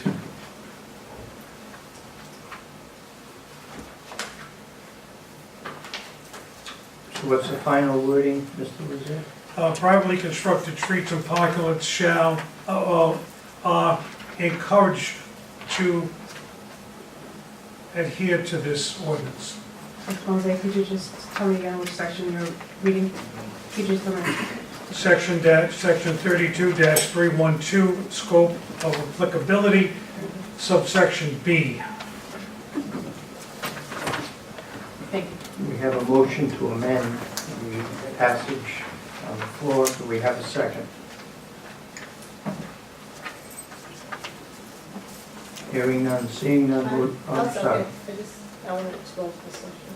I have a question for Susan. We have a motion by Mr. Lozay to amend the ordinance, seconded by Councilwoman Fonseca. And you have a question for? Ask the solicitor why it was recommended and not required. Section 312 subsection B requires that streets and parking lots that are not just publicly built and held, but also privately built and held, shall be in conformity with the provisions of this ordinance so that there's not a disparity. For example, we don't have a lot of privately built roads in CF. I'm hard pressed outside of around the Conduit area of the Northwest to think of one. But certainly with parking lots, the idea is that challenges with parking lots still include stormwater runoff, the presence of trees, the design, the issues of pedestrians and pedestrian fatalities. The issues are the same, and so the quality of treatment, whether it's privately or publicly held. Anyone else on the amendment? Mr. Chairman, on the discussion to the solicitor, your comments are that constructed streets or parking lots, we don't have a lot of, but we do have zoning ordinances and building requirements that they must meet. To add this restriction on top of that, I feel it's burdensome and it's requiring property owners an undue burden. That's my recommendation, to change it from they must adhere to the ordinance, considering that they are recommended to. Because this would require all construction of either a street or a parking lot to come under this, besides the restrictions they already must come under the building codes and solid waste, DEM, sewer discharge. There are numerous considerations that they are required to do. I think that's sufficient. Mr. Acosta. I would simply respond to the councilman that if there were a feeling that these were overly burdensome or that they were cost prohibitive, I would encourage the owners to look at section 32-313 exception, subsection A, which explicitly details how they could submit a waiver that we would then hear here at the council.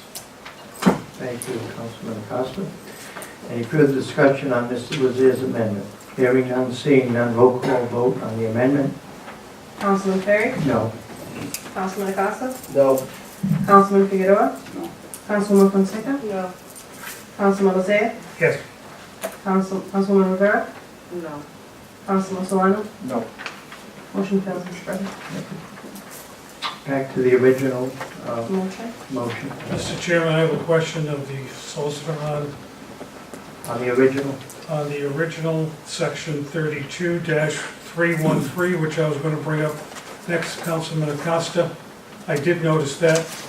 I find a little conflict in that, though.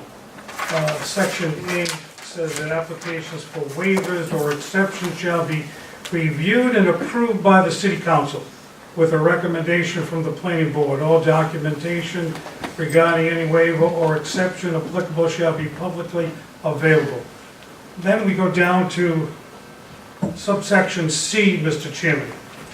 Notwithstanding the provisions of subsection A, the Director of Public Safety may issue a waiver or an exception in the form of an executive order if application of the Green and Complete Streets Ordinance would be contrary to the public safety.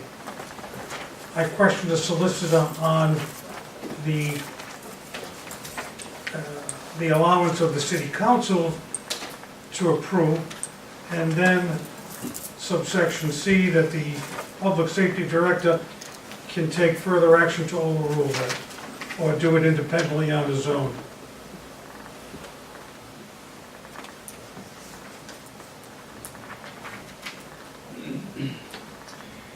The subsection, 32-313 speaks to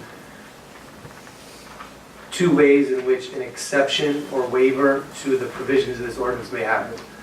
Scenario one is that the planning board or the city council receives a request, it's vetted by the planning board, and then the city council makes the decision, and there's factors in here, 1, 2, 3, and 4, that the council can weigh. If there's a threat to public safety in his or her capacity as the director of public safety, the director of public safety may issue a waiver as well, which is in section C. Those are the two ways an exception may be given. So you don't need the city council to act anyway. You can just go straight to the mayor and have the mayor issue a waiver on the issue of public safety.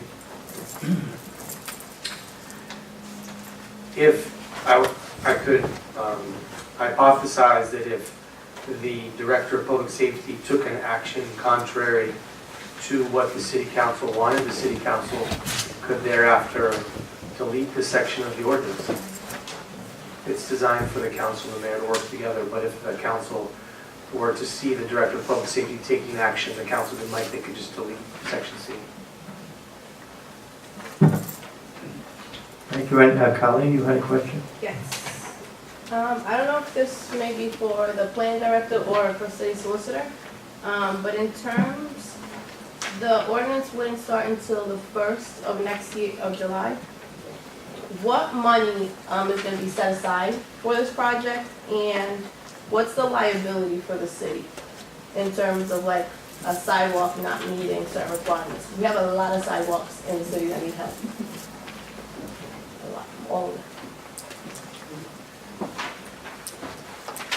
I can speak to budget if the city solicitor wants to take the liability question. Team. So we're envisioning our first Complete Streets project as High Street. We've secured a $1.1 million grant from the Department of Environmental Management to construct the Blackstone Bikeway, which will include repaving of portions of High Street, and we're already planning to include funds in our budget next year for that project.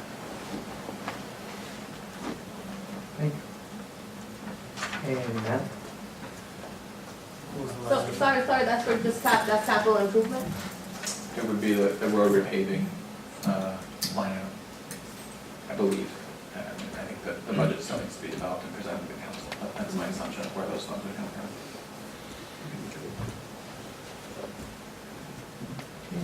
You passing the baton over to Matt. What was the liability? Oh, liability. Like if it's saying, you know, like the city is responsible for doing X, Y, and Z, what's the timeline on getting these things done, projects done? My understanding is this is about a good faith effort mostly, not necessarily a timeline that they all have to comply. Is that wrong?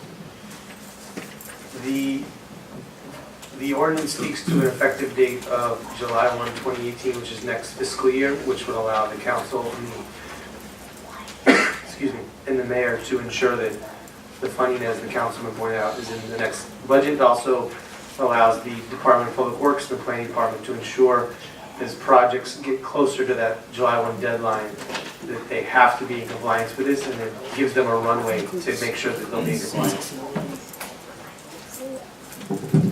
Right, so what happens if it's not by that time? So say December, and Miss Jeannie over there is on her walkie on Washington, something happens. What, can she sue the city? Because our streets aren't complete? As a lawyer, I would never deny anyone the opportunity to file a lawsuit. But I would not encourage someone to file a lawsuit against the city.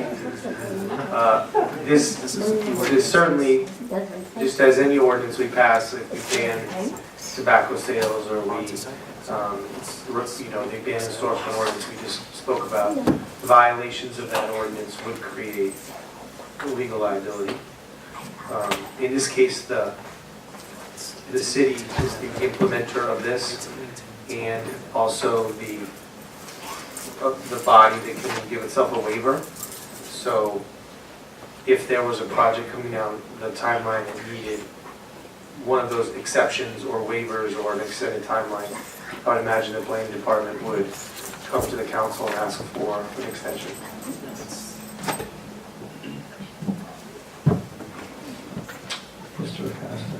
Councilman Lozay, to speak to your concern, I think I'd be open to one of two things. The first being, in addition to that subsection C under section 32313 that says that we needed written notification when something like that was done. Thinking back to the nightmares of the roundabout and nobody knowing, it'd be good to know that if there was an executive order passed, we would at least have to be notified.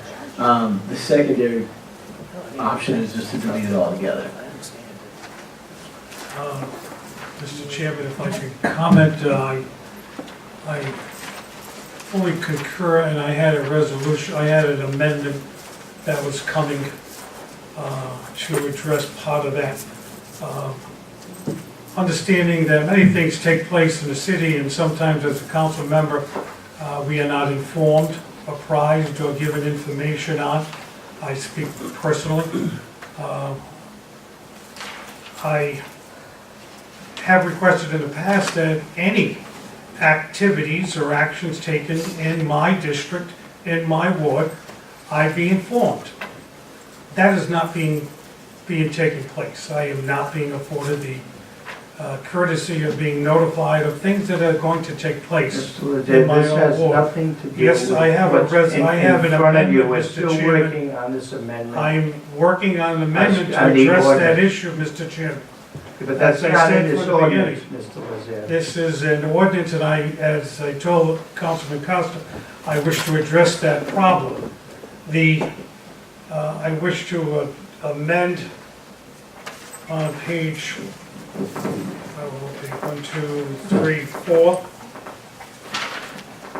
section 32-316 implementation to include a subsection G that the city council and each city council member from each affected ward or district shall be notified and provided with all documentation and information affecting their individual ward, district, neighborhood, or city community.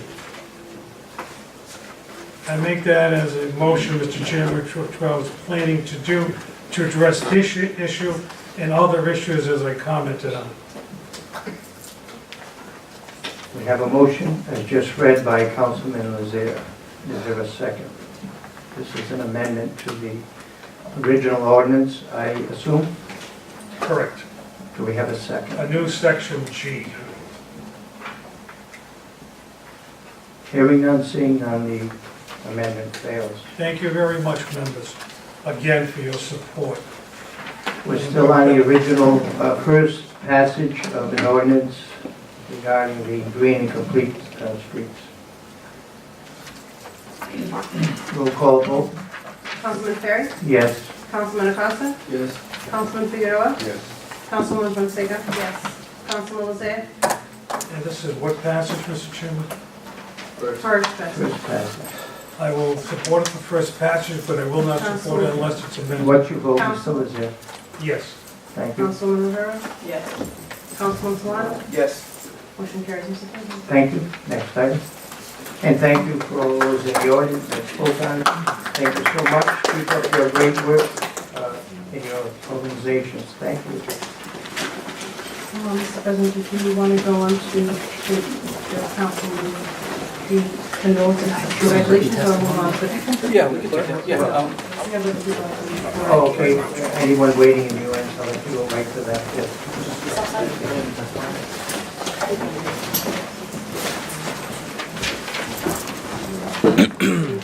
Consideration of lease agreement between the City of Central Falls and the Southside Community Land Trust. And this was tabled on November 13th.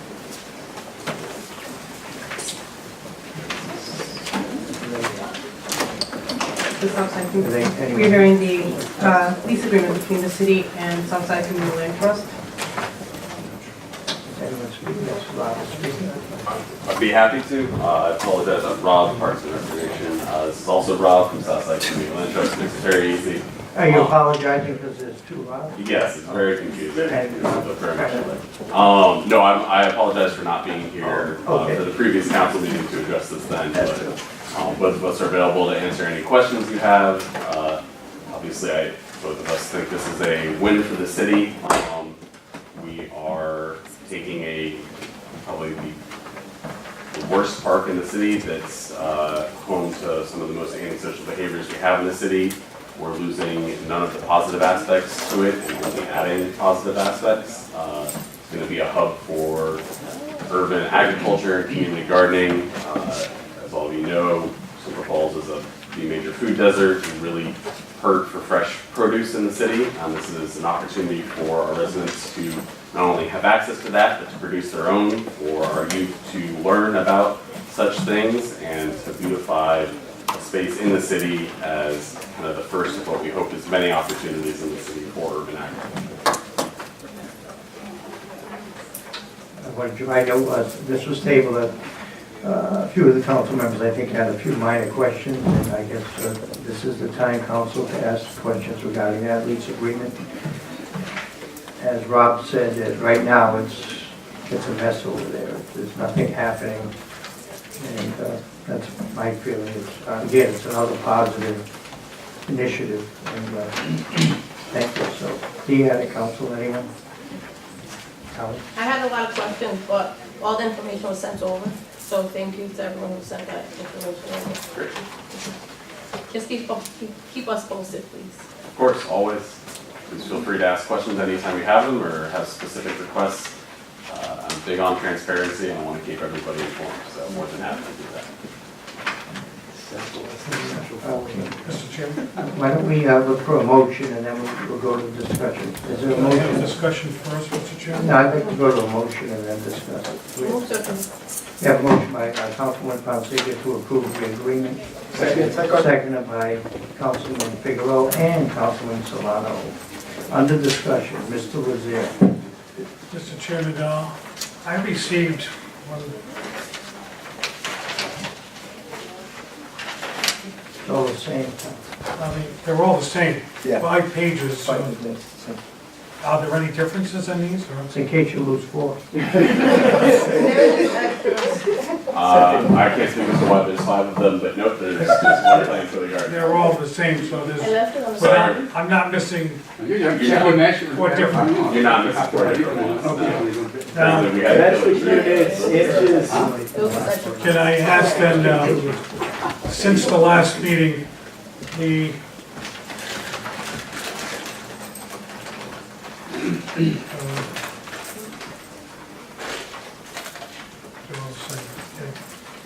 since the last meeting, the construction is completed. Mhm.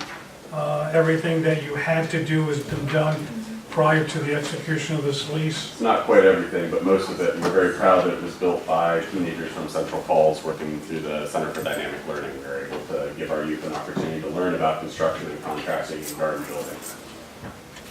Okay, what's left to be done? I go by there all the time. I'm in a buddy, well, I'm a neighbor across the street from that, because one of the construction trucks park all the time in my lot without asking me, so I'm not sure what else is left to do. The water access wasn't put in before winter, so we didn't have any freezing problems. And, The mulch. and what is the plans for the house? I did call the planning department up today, and they said it was under your jurisdiction, so I'm not sure what's going on. So I have a vision for the house, but that still needs to be reconciled, mostly with the mayor's office and the planning department, as well as for the city council as a whole, considering that it's city property.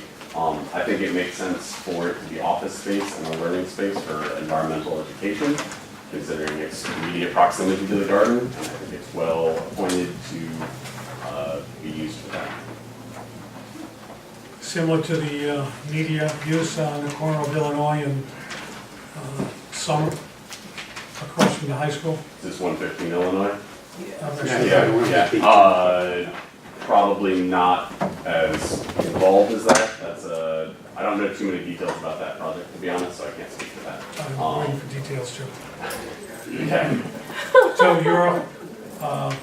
you're looking, you don't have any plans yet for that property? Not plans yet, no. I know we've experienced some just pure office shortages in City Hall. It could be an opportunity for my department to move out of City Hall next to the garden, be a little bit closer to some of our bigger parks, obviously not Jenks Park. The third floor could be used as an indoor gardening space or a greenhouse with some adjustment to the roof, as well as a learning space, as I mentioned. Now, who drew up the lease? Is it the solicitor or? Yes, modeled off of one. So Southside Community Land Trust has been doing this for 36 years. This is very similar to many of the leases they have with other communities. It's one that works without fail. Well, Rob can speak to that, but. This would be our 21st community garden in the past 36 years. And the lease was drawn up based on a lease that was originally piloted with Providence. We started in the south side of Providence, and our name. It was meant to address all of the sort of common problems, especially with upkeep and also our ability to reinvest in the property as things break. My concern, and I think we began to address it at at the previous meeting when we discussed this to be tabled, is that as a city property, granting a 20-year commitment for $1, it's a pretty cheap lease. We don't make any money off of the garden. Lose money. But it's also the liability and the concern of what else can the city do with that property 2 years, 3 years down the line if we wish to develop that entire area or expand on something that's there. To commit the city on a 20-year long length to a garden when we may have a development project going there, I'm not sure what the availability to cease action on the lease, and I'll turn that to the solicitor. And other liability concerns of people getting hurt, people defensing, people destroying the property, who cleans it up, who maintains it, who improves it. All those questions are some of the ones that I had to bring up. So just to start, I think the 20-year lease is pretty much only a problem if you think the garden is a problem inherently. Otherwise, as with any other thing that the city is doing, we're making that commitment because we think that this is the best use for that property. A really proactive one. If you want to address maintenance and Yeah, I can address maintenance. I'd also like to say that your concern about redevelopment of your property in 2 to 3 years is also our concern about redevelopment of the property in 2 to 3 years, which is that we invest a significant amount of time, money, and resources into a property that is meant to serve the community and be used by members of the community. And we need to have some security in that, and also members of the community need to have some security in that. Right now, we're facing a garden that we built in the late 1980s. In Providence that may be redeveloped, and that is going to disenfranchise a lot of community members out of their access to fresh and healthy and culturally appropriate foods. We're also being asked to go speak in New Jersey right now in January because municipal governments are pulling back on pieces of land that have been used for 30 or more years as community gardens, and they're being redeveloped because the city, political forces in the city want to use them for financial gain for the city rather than for the residents who use them. As far as maintenance and taking care of things go, this is another reason why we ask for long leases, so that we can justify reinvestment costs into the properties that we control. And also, we take care of a regular string trimming schedule, trash cleanup schedule, and we try to really be on top of taking care of pieces of property that that have our name on them. We have a reputation that we've upheld for 36 years. We'd like to continue to have that reputation. This is led by paid garden leaders from the community in Central Falls, so it's creating jobs for residents as well.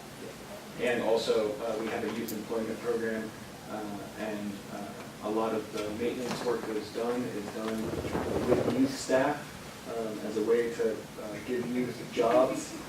Most of the youth that we work with, when they're not working with us during the season, end up with minimum wage, if you can call it that, fast food jobs. So it's a market improvement. Can I also ask?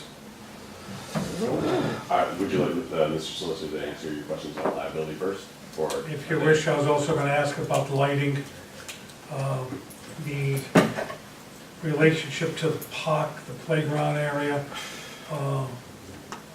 encompassing on that property also, and how it's going to relate to a private piece of land if it's that building is utilized. I'll turn it to the solicitor.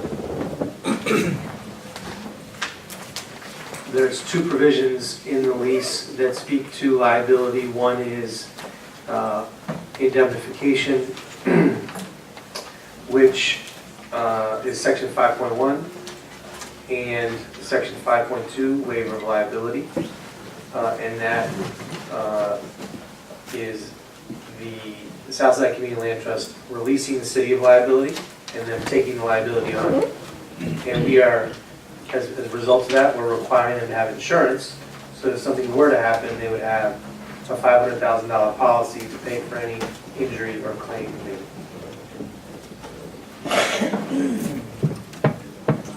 So the city could be subrogated also in a violation or an accident.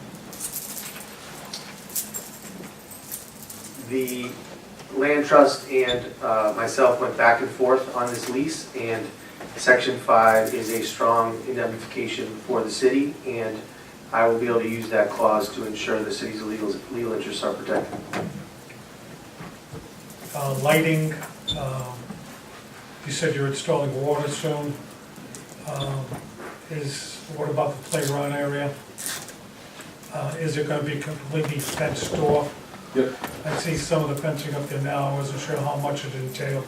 So the entire garden itself will be completely fenced off. The playground has been refurbished, repainted, remulched, and looking to add some new additions to it, as well as a picnic space. And then the city has separately received a grant specifically for park lighting. That depending on what's required by the garden, we can address a little bit down the line. Is it an open situation? Is the fencing? I didn't walk there. I was across the street. So can people be in access to that lot all the time? Gardens are locked, kept locked for use by residents who have a garden plot. And the reason that we do that, we've actually experimented with keeping gardens open but people invest a significant amount of their own time and resources into their garden, and tomatoes tend to walk off if you don't walk the gate. True, so it will be a locked Yes. garden. The playground, however, is still free and open access, and nothing about that changes. We're hoping it'll get more positive uses. Parents are in the garden and kids will be playing immediately next door. And what we found is that gardens tend to be unlocked while gardeners are there, and people do come in and out of the garden. It's just about locking it when nobody's there. Mr. Lazares and other members also, we got a lot to do here tonight. Do you have many more questions? I have a question to the solicitor. Have you read the lease, Mr. Lazares? Yeah, I skimmed And have it you over. looked at the photos? I looked at the photos, but I have questions on the property description, Mr. Solicitor. Can this property be subdivided legally with enough legal space if the city does not continue to own it or has to develop it elsewise?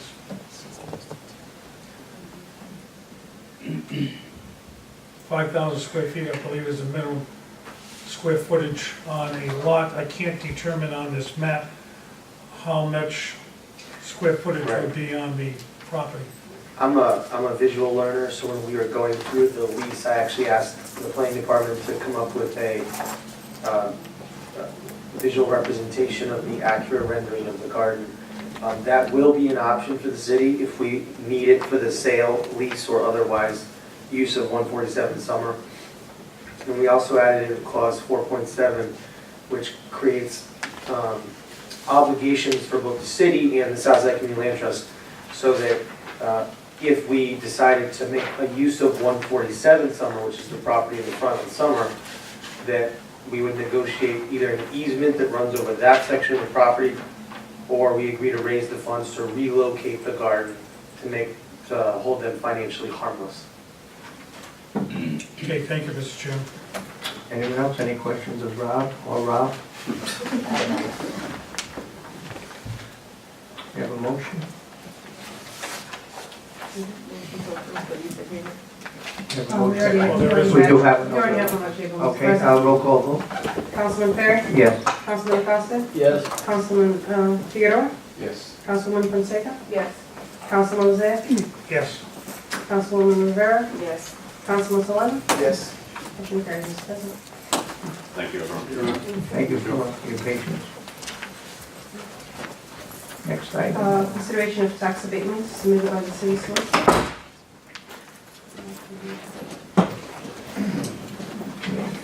We have a memo here.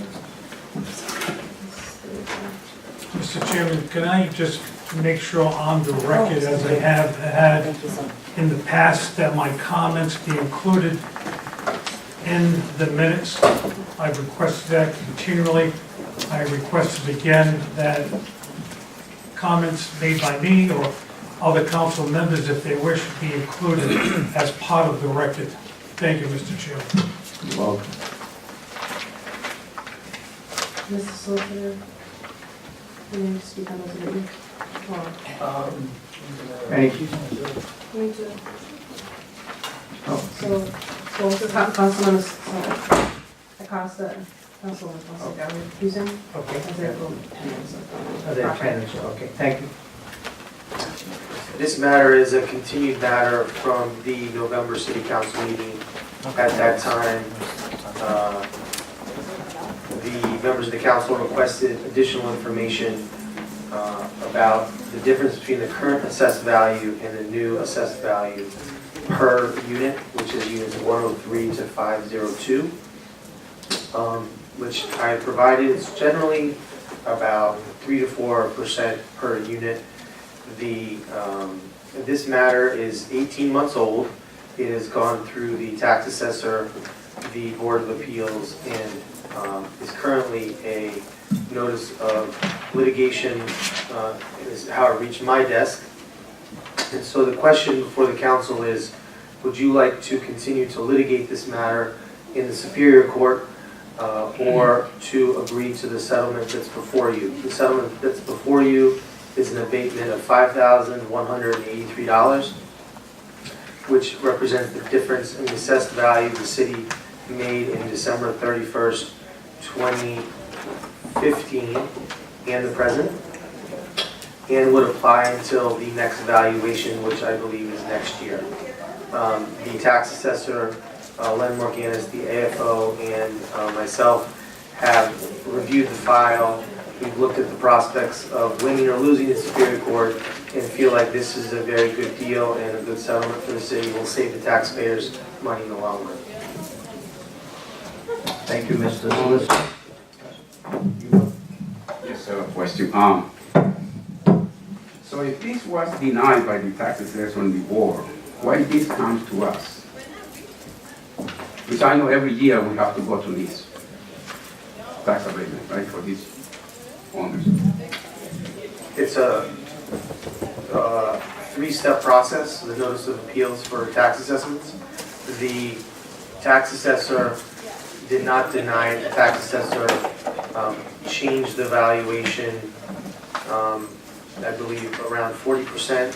The Board of Appeals went on the difference in what the tax assessor did, increased. They basically split the baby and gave the property owner half of what they requested to the Board of Appeals. They gave 50% of what they wanted. The property owner is still contesting the matter, and I reached out to their legal counsel, and we worked out a proposed settlement. The average, so the last time the city council faced a similar scenario was Comfort Dental, and we had a 3-year-old case with Comfort Dental that languished in Superior Court and required the hiring of experts and appraisers, and the litigation cost easily surpassed $10,000. And so the settlement before you for $5,183 is a discount on what is likely to cost in Superior Court. So they have to go by the market value on this, because I want to speak about myself, because before I applied for one of these and was denied, and I agree, not because I am a consul, I want, everything has to be, no favors to it. So they have to go by the market value, or because that's what they did with mine. So and I was agreed, but so if they go, this is not much the difference. So I don't know why they're asking for another break on this tax. And as far as I know, each apartment, the tenants pay like $1,400 or $1,500 each apartment. You know how many apartments those buildings have? They're making a ton of money on that. So I don't know if this is. That's a great point, Councilman, which is these cases in Superior Court often come down to what's called the battle of the experts. So the property owner would hire their expert, which would evaluate the rent, the value of the property, and come up with what they claim is fair market value. The city would then hire our experts, our appraisals. We hear testimony, we file motions for summary judgment, and then ultimately the judge would decide who do they think the evidence favors, which expert do they think has more credibility, and the numbers make more sense. In this case, the settlement reflects what the city, the tax assessor, the AFO, and the solicitor, we believe, is fair market value for taxpayers, and puts to bed litigation that could run the city significant costs moving into the future. Maria, I'm sorry, Franklin. Maria, go ahead. And then Franklin. Are these values compared to individual owners? To the other apartments? Because these are all owned by one person, but the other apartments that have it, that they're individually owned, are these compared to theirs as well? Like, are they getting a break as well, or is it only this person that owns all these apartments? That's a corporation that owns the whole complex. Well, right, but it's not all the apartments that are. Other condos? So these are the units owned by Tayo in Right. 555. If Right. there are units in 555 that are not represented on this spreadsheet, it's because they're not owned by a title, which means they've sold it as a copyright. And so every 3 years when we do a valuation, we send out the new valuation, and as a part of that, there's an appeals process. So the first appeal is a notice of appeal to the tax assessor. The tax assessor works with residents and either approves or rejects or offers some kind of middle-of-the-road solution. If the taxpayer is unhappy with that decision, the next step is to appeal it to the Board of Appeals. And if the taxpayer is unhappy with that decision, the next step is to file a lawsuit against the city. So in this instance, the property owner has followed each of the steps, and we are now at the litigation phase of the appeal. And I understand that. My question is, so let's say I own an apartment there. If I don't appeal it, he's appealing these, right? So if I don't appeal it, I lose out because I could probably be appealing and be at the same.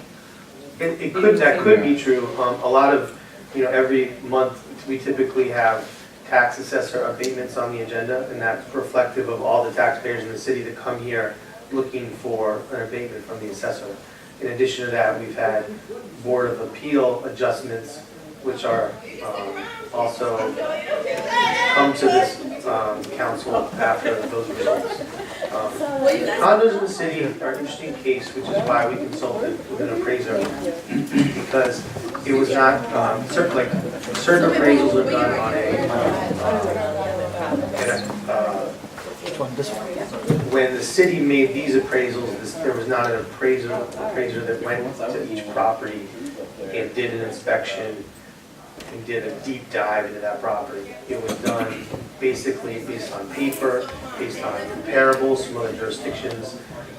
And so we saw quite a bit of the mill redevelopment, which is not new to Providence, not new to Pawtucket, but was relatively new to CF.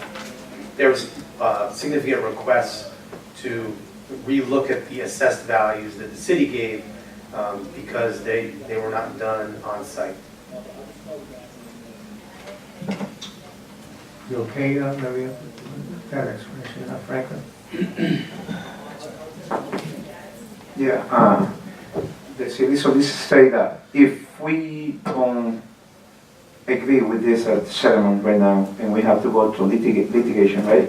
We're gonna spend more money than the agreement we have previously, right? That's right. And in the long run, let's say, if we concede that now, it means the tax value of this house gonna be, in 3 years from now, it's gonna be lower and lower because we accept that now, right? It will only be valid until this year when we do the next appraisal. It's only valid for 3 years, but we're actually in the third year. So then in next year, we're gonna have to do the value again. Yeah, every year. And at that time, we're gonna have the tax assessor gonna do a fair value, so we're gonna fall into that again.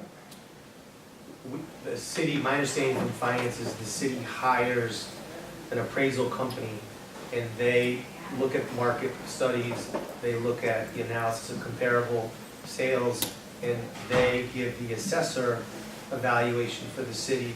The assessor then makes a judgment as to whether to accept that, and then the rates are set across the city, and then that's when you again have the right to appeal to the assessor, the right to appeal the Board of Appeals, etc. Every 3 years the cycle starts.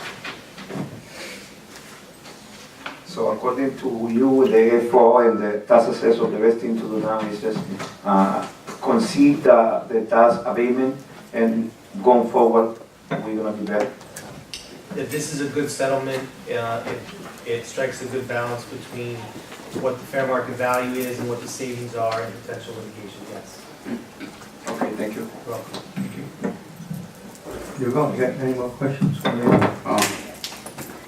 Well, I was thinking just, because I know, as far as I know, after 6 units, the owners are supposed to pay commercial taxes, right? And that's another thing. They've been paying residential tax for these properties. So it's a very interesting point, and I know that the tax assessor has been looking at potentially going to the state legislature to change that. And it's something this council might consider doing a resolution on, or bringing the assessor in to ask more about. Yeah, that's what I understand. You know, they have a big, well. President, is there any reason why they pay a residential tax on a commercial property? The way that, my understanding of the way that the tax structure is built is that the assessor creates a percentage of a mixed-use building. If X percentage is residential, it's residential, X percentage is commercial. Some jurisdictions through a state statute have changed that to say if you are a mixed-use mill building of 6 units or greater, you pay commercial, or they create their own percentage. And so if the city wanted to change that, we'd have to go to the legislature for a state statute change.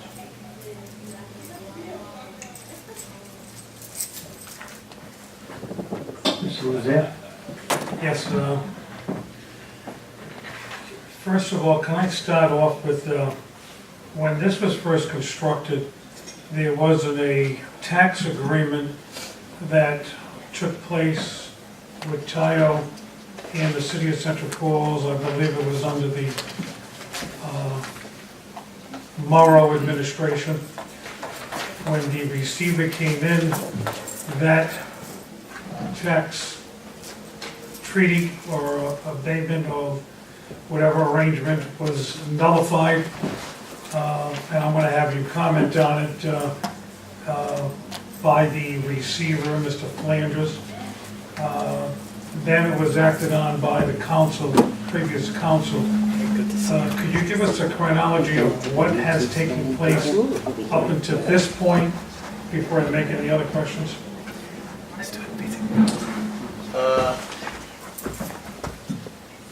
The case that's before us is the valuation from December 31st, 2015 to the present. Prior valuations and deals, I certainly was not here, I do not have any knowledge of it. Okay, so we are acting on the revaluation and appeal, which I know the appeal process, I agree, this is, we're in the final step of a court action. This is a negotiated abatement, we consider to be in the best interest of the city. The memo that you sent us, we just got here with a, you sent us before, the December 8th memo.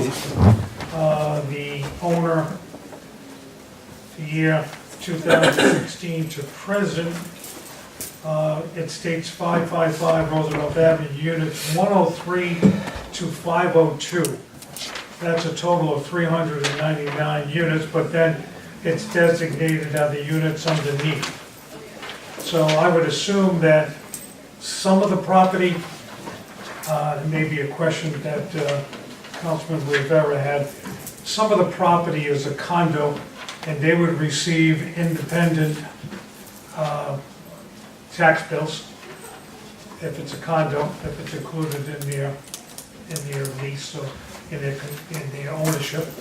They would pay their own taxes, possibly, I don't know, if that's what's structured there. The others are, principally, I believe the majority of the units here are apartments.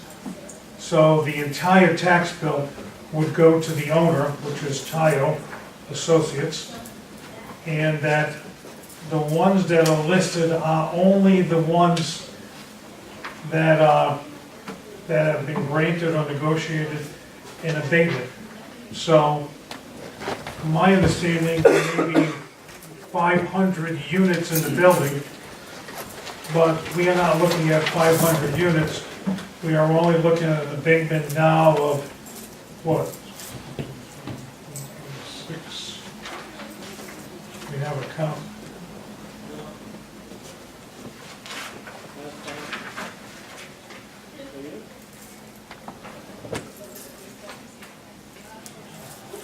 $27. So we only have before us 27 recommendations for abatement. Is that correct? That is correct. So we're not looking at the entire building. We are, and the recommendation is for 27 abatements on the entire property, which is up for Superior Court action, correct? Correct. And so these abatements are not for any condos, these are strictly for apartments that are owned by the owner, Tile. So we're not talking condos, we're strictly talking apartments. That's the only thing they can ask for abatements for. Is that correct? That is correct. I just want to get the idea to the other members of the city council that I know this was an issue in the previous administration, Morrow. It was denied, or the tax values were denied and increased by the receiver. I know there was a legal action taken by the owner. I believe he was represented by attorney Lynch, former chairman of the Democratic Party. I know he represented and took action. And so we are 2 years down the line from 2015 to present. And your final recommendation is the city's in the best interest of the city is to grant the abatement of $5,183 for 27 units. Correct? Correct, the abatement is $5,183. Okay, Mr. Chairman, I reviewed this, I'm familiar with the property, I'm familiar with the owner. I do not live there. I make a motion to approve the abatement, Mr. Chairman. We have a motion by Councilman Mazir, seconded by Councilwoman Rivera to approve the abatement. Any further discussion? Hearing none, seeing none, roll call vote. Councilman Terry? Yes. Councilman Figueroa? No. Councilman Zare? Yes. Councilwoman Rivera? Yes. Councilman Solano? Yes. Motion carries, Mr. President. Thank you. Moving forward to one of the plan presentation, perhaps. Sure. Peter, I would have taken still in the building. Yes. You would have had that. Maybe Mark can do it. Give Peter If we can take a minute So You want recess, to, can we take a 5-minute and recess? allow the other councilmen to come back. Take it, we gotta get a drink. There's no cups. Okay. No cups. There's no cups out there. Take another break. 5 minutes. Gonna bring you a month. No more than 5 minutes.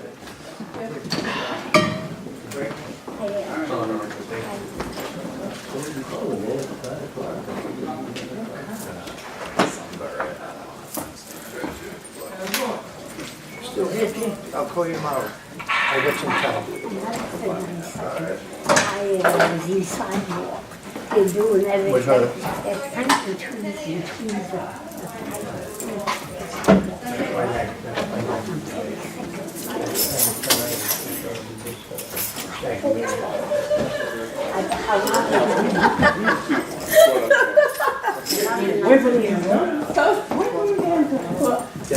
Hola. ¿Puedes que por You know, the Blackstone Valley Tourism.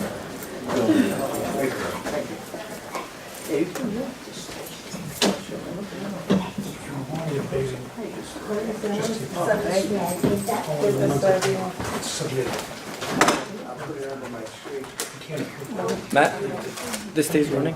Well, they have shoes, but. Camera, it stays running, right? I'm going I'll just leave it. I'm going to Kansas. I was gonna say, No, absolutely not. You pay a lot of rent. I wouldn't be afraid of that.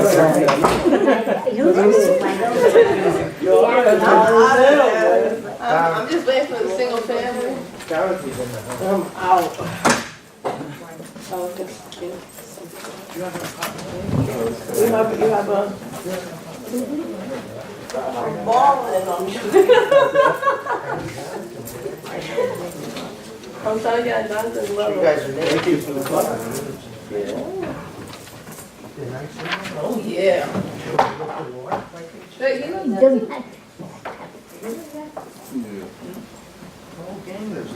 Whole game. Bob Billington? You know Bob Billington? Anybody else? You gotta, oh, you're right, had your break.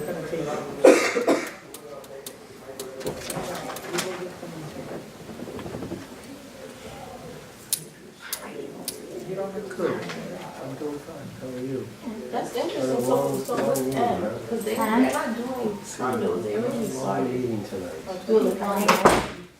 And then, so I guess leaving the condo. I think they tried to do condos, but there wasn't a market yet, so they flipped it to apartments. I'd be curious if they're That's interesting. go back to a condo model. If they sold, man, I would buy. I would buy. Right. But then you get screwed with some of the stuff. Like, Wait, the 107 is like Sunday. That's good, too. Sunday? Is it? That's a yeah. dinner.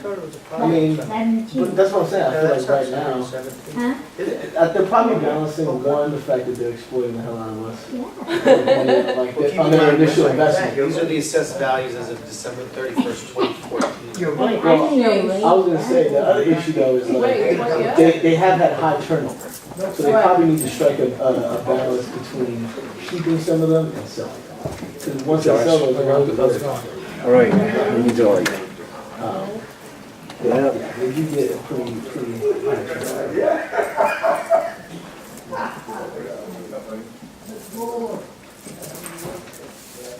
How do you? First page. Almost. Actually, no, yeah, we're done with the first. Nope, approval of minutes, push to the. Just supposed to talk about it. How about the license commission? They say I'm going. It's a little bit longer.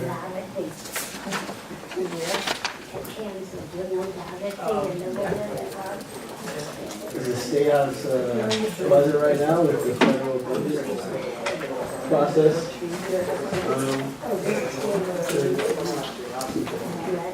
We have a small budget problem. The state does? Because the federal funds that they were planning on using? Well, I believe so. yeah. So tough choices are gonna have to be made. It was low about 4. You see it increased.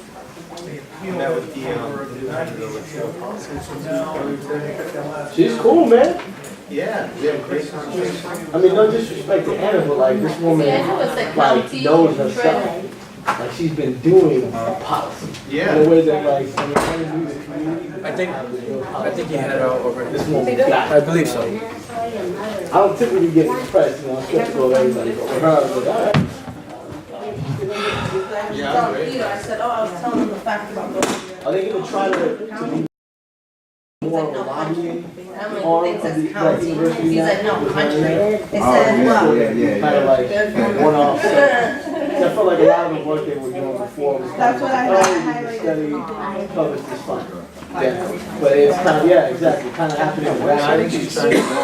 Well, we sent these, Killing a lot of trees, guys. They want it. Huh? We don't control them. yeah, People get mad. What do you want me to do? No, don't kill the trees, man. Patriots are on 4 months. Put that information. They, look, they ask, Yes. Yes, yes. Good job. come on. Oh, do you need something? Back in the back? I tried to do it. Oh, thank you. But you didn't Meditation. Yes, Peter. Moving on to presentation.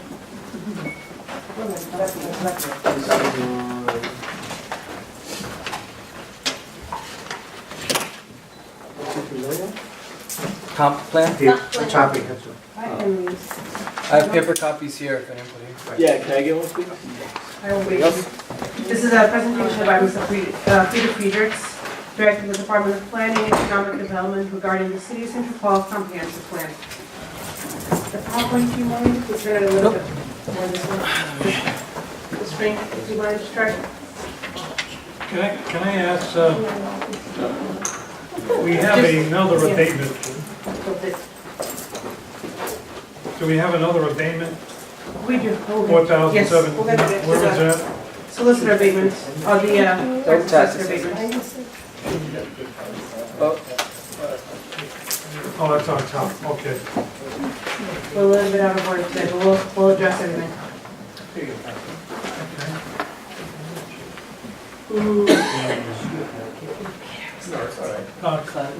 Turn the light, what are we doing?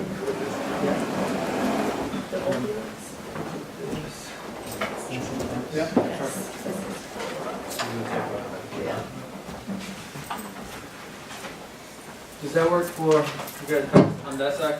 Yes. Can you see? Yeah? Okay. No, it's. I think it's see.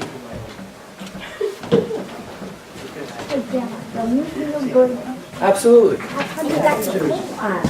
I like to stay warm. Oh, it's warm. Nice. You're only young boy.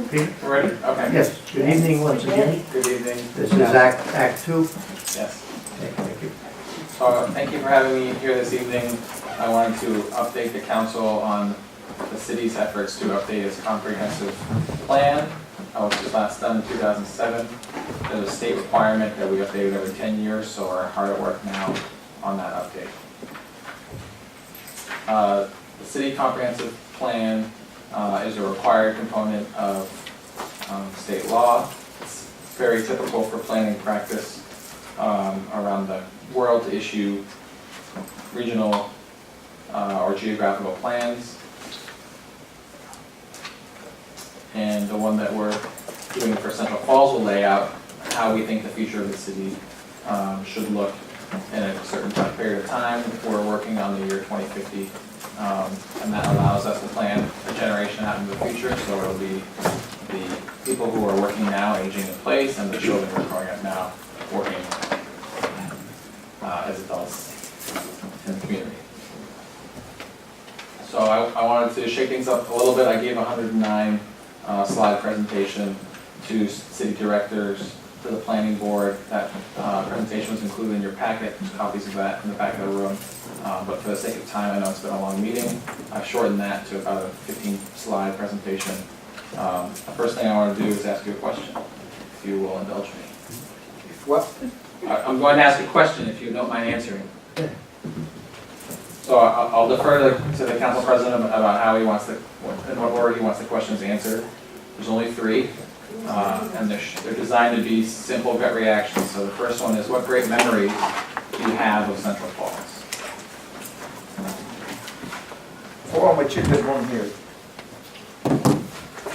in Central Falls. I mean, The summers in the park, thanks for Crossway. And the John L. Lee, chill out basketball league now. The ball fields, just walking the streets. I think I've walked every street in the city many, many times. I pretty much know where every street is. The many restaurants we have, and over the last few years, they're becoming even more variety. There are many things I miss that we no longer have. For example, little variety stores and many things, and even bike riding. That brought back memories, because I remember going to ball field on a bike, and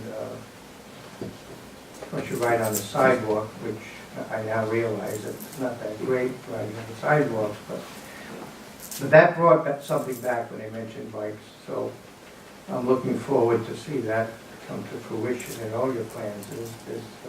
All I can say is there's no negative here. Everything you've been presenting and we heard tonight. And memories are just that, memories. And I think we can bridge the past with the future. And I think I'm in the middle somewhere. And I certainly go for that bridge. So that's all I have to say. Anyone else? My high school days at the high school, a diverse community. The pride in CF. that we had when we were kids, that's what I guess. We can get that back. Unlike many of you others, except for the council president, growing up in Central Falls in the 50s, 60s, 70s is a different time than growing up to Central Falls now. Memories are individual. Each has their own. And what we remember is not just the places, but it's the people involved. Go for it, Peter. Next slide, Chair. You get it? No. Wait a minute, briefly, So the next question is, what challenges have you experienced in Central Falls? The negativity, there's too much of it. No, you can have it. It's a challenge because it just shouldn't be there. It's just a shame. That, to me, is a challenge, is why the negative all the time. And there's so much positive. That's what I find. There's no reason for the negativity we have in the city. Not only in the city, but I think we still get it. Where do you live, Bob? Central Falls. Oh, Central Falls, yeah, Central Falls. And that's, I don't like it. I think that's a big challenge. I think we're starting to erase some of that negativity. Anyone else? Mr. Chairman, I spoke to Peter this afternoon for about a half an hour.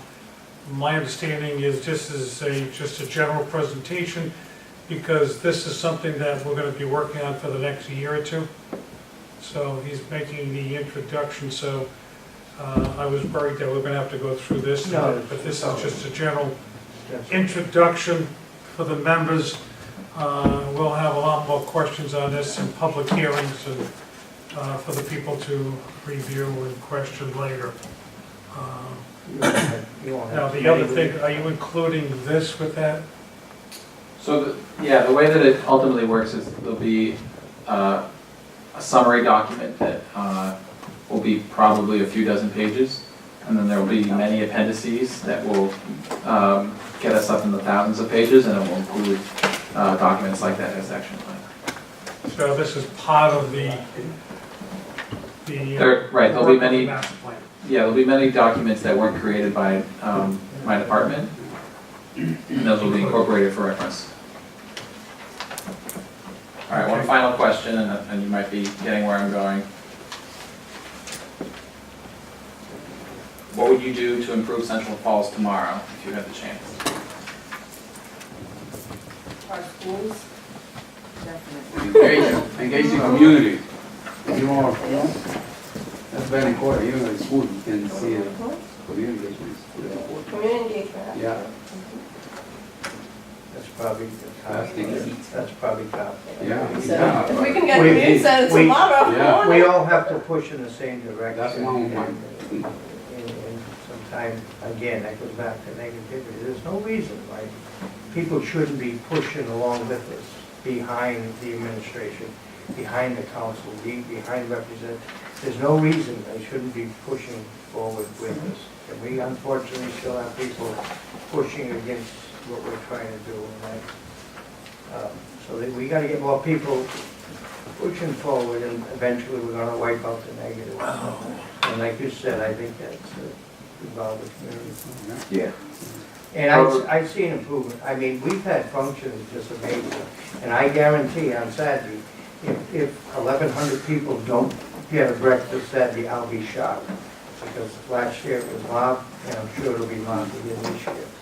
And so that's a good sign. The involvement and the other function. I totally agree with Hugo and Ewan and Colleen that the reason why the city looked today the way it looks is because a group of tough people are working together to make the city look better. If more people get involved and engaged, it's gonna be even better. So the future of Central Falls is a great future, and it's a lot of good directors of the city working together to make this happen.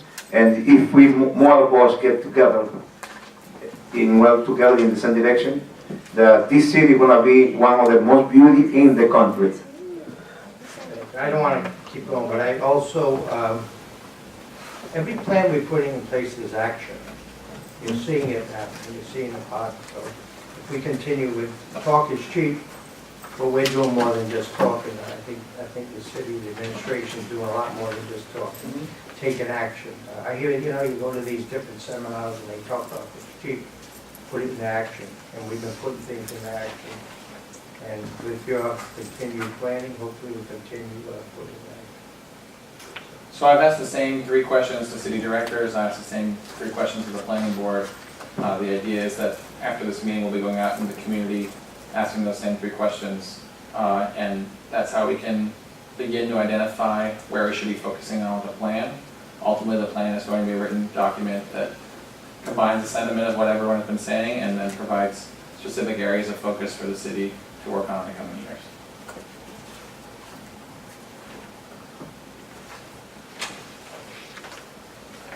So I have a little bit of a summary written about that on the slide.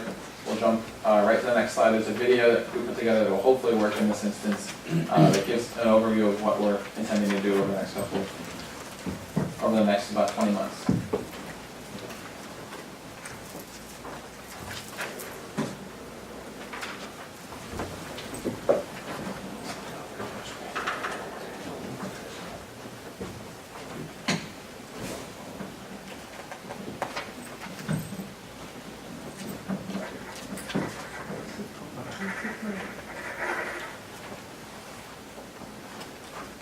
Picture the perfect place to live.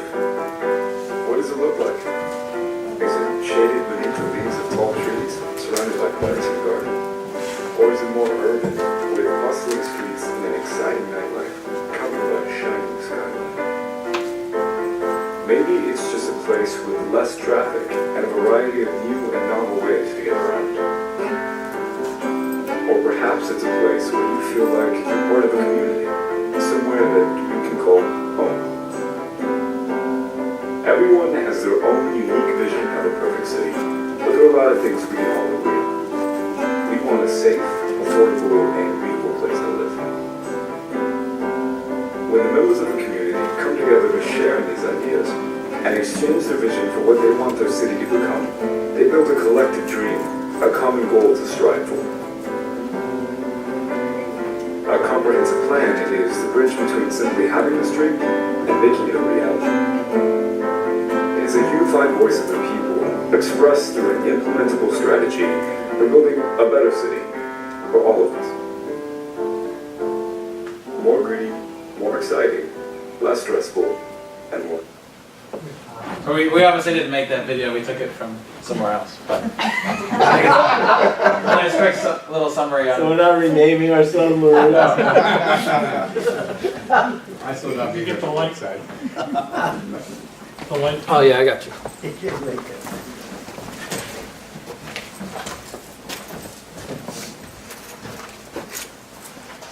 So I think, the basic idea is just creating an envelope around our long-term decision-making, making sure that as we're making near-term and medium-term decisions, they're leading towards a future that we have a general sense of, as a community, something that we think would be good for us.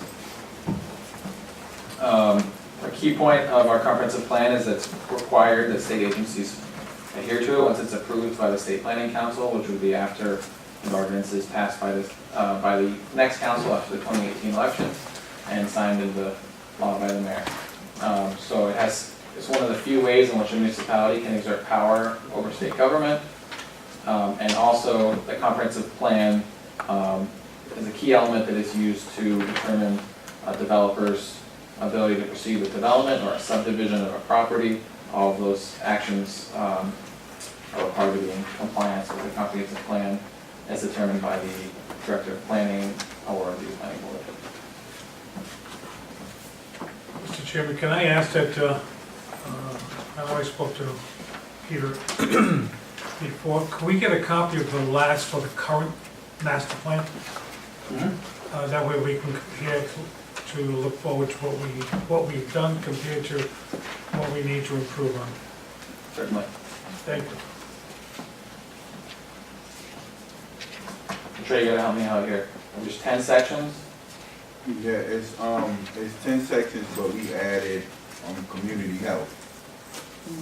So we're proposing 11 sections. So required by state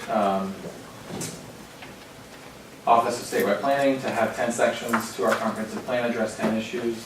There's some things that will have more applicability than others. Water supply is something that we're not intimately concerned with in Central Falls because there are no, at least to my knowledge, water sources for public drinking water in the city. And we have the Title Water Supply Board administering the actual distribution of the water. There are other things that are much more interesting and require much more significant research and thought, such as housing, which is an issue near and dear to many in Central Falls. We are proposing to add a section on public health because I think we've realized in the last few years that it's something that has profound impact on our residents here in the city. Can I ask why education's not part of it? It's a very good point. It is part of the presentation. We have involved the school district in the initial presentation of this. They were at the directors meeting where we presented this. We've also been talking to them about outreach efforts. I think our point of view on it is that the school district has their own strategic planning initiatives. And while the city, I think, can outlay a vision for how it interacts with the school district, I don't think at this point that we're ready to plan for the school district in that way.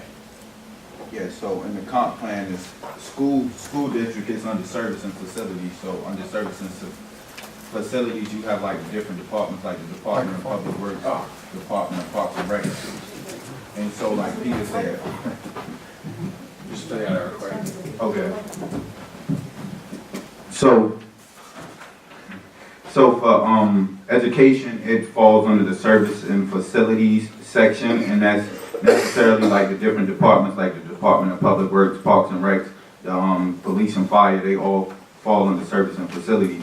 So as from the planning perspective, we are more concerned about actually like the built structure of the education, like the schooling, and making sure like the infrastructure. Thank you.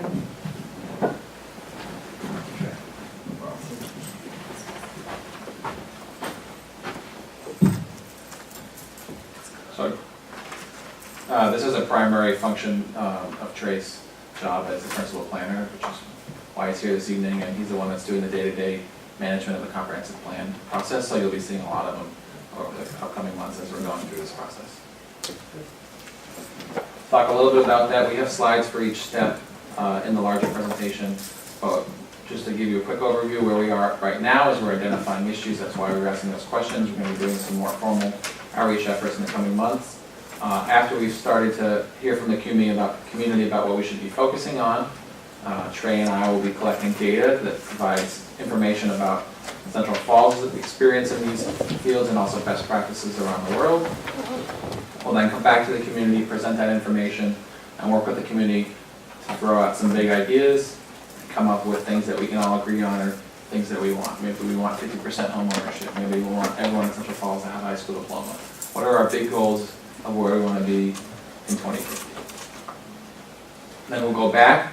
We'll do some research with city officials, advocacy groups, other service agencies, and figure out how do we actually get to this goal? What are some of the concrete steps that we can take near term, medium term, and long term to get us to this point in time?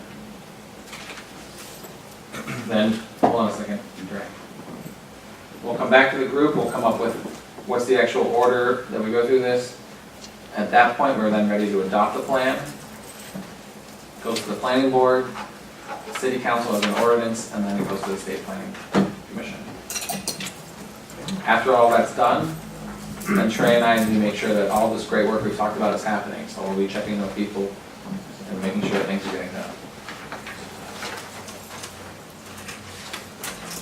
So the next part of the presentation outlines some of the existing conditions of Central Falls. The Word document is a pretty good summary of a lot of the research that we did. We highlighted that in the larger PowerPoint, and this is really distilling out some of the key points.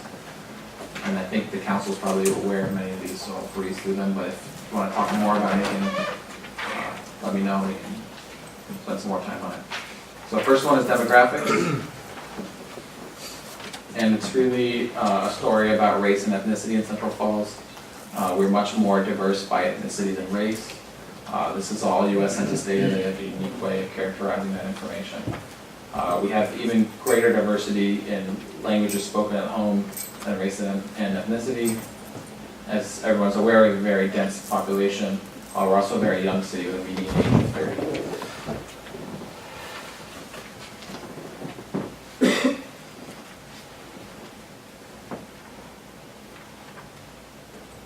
In terms of education, which is closely correlated with income, 75% of our residents do not have any advanced education beyond the high school diploma.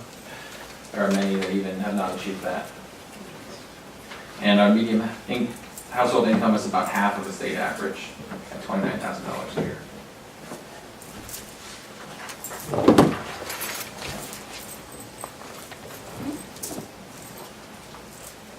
We have a typo in this first bullet. It should read, if Central Falls were a country, the overdose rate would be the highest in the world by nearly double. We average about 40 deaths per 100,000 residents, which translates to about 80 a year, I believe, in the city. It's something that we've been very focused on. How many a year? About 8. 8 overdose deaths.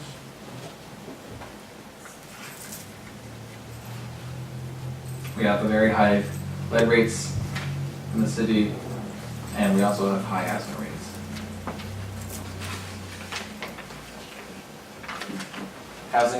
Housing is another big issue. We have a housing stock that is quite advanced in age. We have a lot of multifamily homes. We have very little home ownership. We also have many cost-burdened households, with over half of our homes paying more than 30% of their income in housing costs, which is the national standard advocated by the government and many other individuals as an ideal amount that people should be paying. It's no more than 30% of their income on housing. It's a full third of our residents pay more than half their income in housing.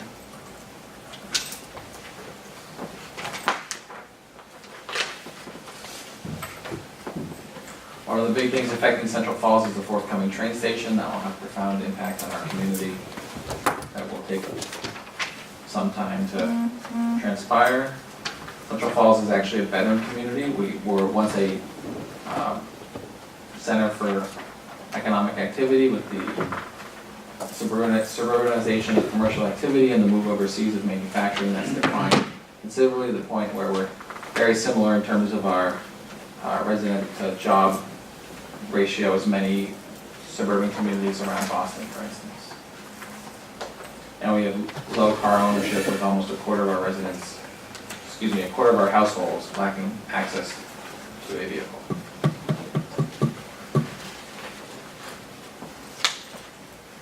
This is a really interesting graphic that we had made when we were working on Sylvian Street, and this shows the likelihood of crime on a given street in the city. We've seen, thankfully, a decline in violent crime rates in the city in the last few years, but we're right about at the highest crime rate in the state. If you look at this graphic, you can see that core of where our high crime areas are.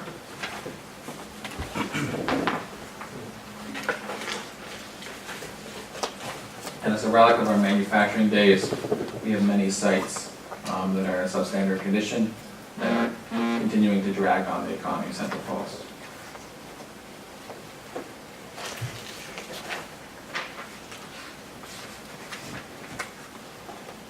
So these are some of the areas that we focused on in our initial analysis. We're very excited to hear from more folks about what areas we should be focusing on. Thank you. Thank you so much, Peter, for the 2 acts tonight. That's good. And I'm sure over the next coming months, and be more and more presentations.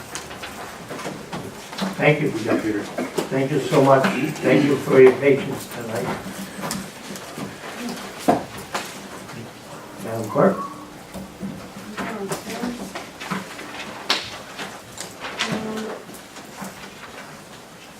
abatements? Yeah. We're going up for abatements. I feel Mr. Batty's on his way up. Oh, okay, that's right, Address he's something working else. downstairs, yeah. If we could do, Mr. Battery's on his way, you want to do something else? Can I ask a question on the, well, Peter's still here? He submitted to us a sheet, if he or the solicitor could comment on the report pursuant to Rhode Island General Laws 453119, the redevelopment agency's stipulations. that is, it's the last item number 9. It is correspondence. It's correspondence that's sent to you with a memo by Mr. Friedrich as in regards to the redevelopment agency. Correct, I'd just like a question on it. Why? We're required by state law to do it. So it's required to be entered into the minutes of the city council, notifying them of interest in property that redevelopment agency members have in redevelopment areas in the city.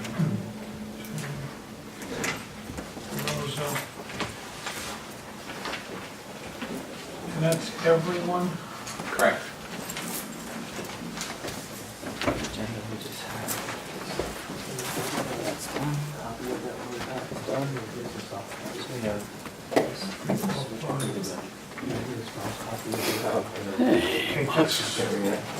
Thank you.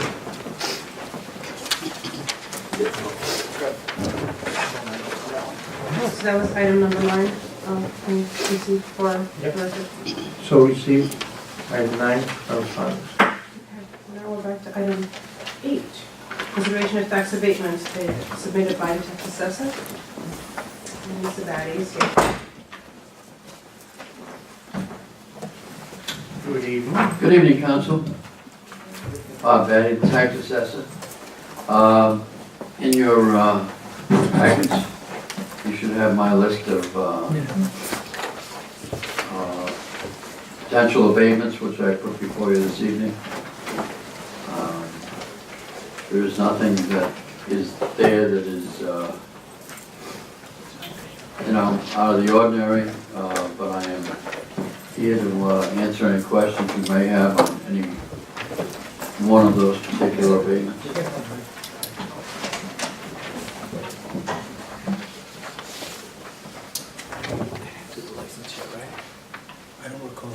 Mr. Chairman, Mr. Luzier. Bob? Sure. I appreciate your information, but I always ask for what it was and what you're reducing. What you're showing here is strictly your abatement of a total number which we do not have, which could be included in the future.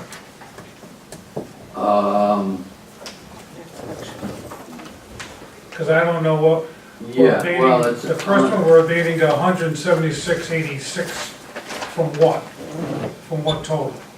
Well, you're, in each of these cases, you're abating that, the amount that's listed on the sheet from the tax bill, the total tax bill of the, the particular taxpayer. From an amount we don't know. You know, could you provide that amount in the future also? Say the tax bill was $3,000, we're abating $128 or whatever, as an example. I know that's been done. Yeah, I mean, I think it is on the, it's on the, the individual sheets that I make up. I have the total amount. Could you add another column to our sheets in the future of what the taxes and what we're abating? I would only request that, Bob. So what you would want, Councilman, is the total, if I was hearing it correctly, what you want is the total total, the amount that I'm abating from that total. correct. Original. And then what would this subtotal be? So essentially, you're looking for a balance. Yeah, yes. The original, all right, the original The bill, original, the the abatement, and abatement, the balance. and then what the balance is going to be. Yeah, yeah, let me work with it, and if I can possibly accommodate you, I will. Anyone else, has everyone reviewed the abatements? And if so, I is there a move to motion? We have a motion by Councilman Zan to approve the abatements before us collectively, Yes. seconded by Councilman Solano. Again, any further discussion? Yes, I just want to mention that. And the reason why everything, those taxes are abated is because some of them have been mistakenly, right? Error, or some of them wasn't supposed to be taxes or something like that.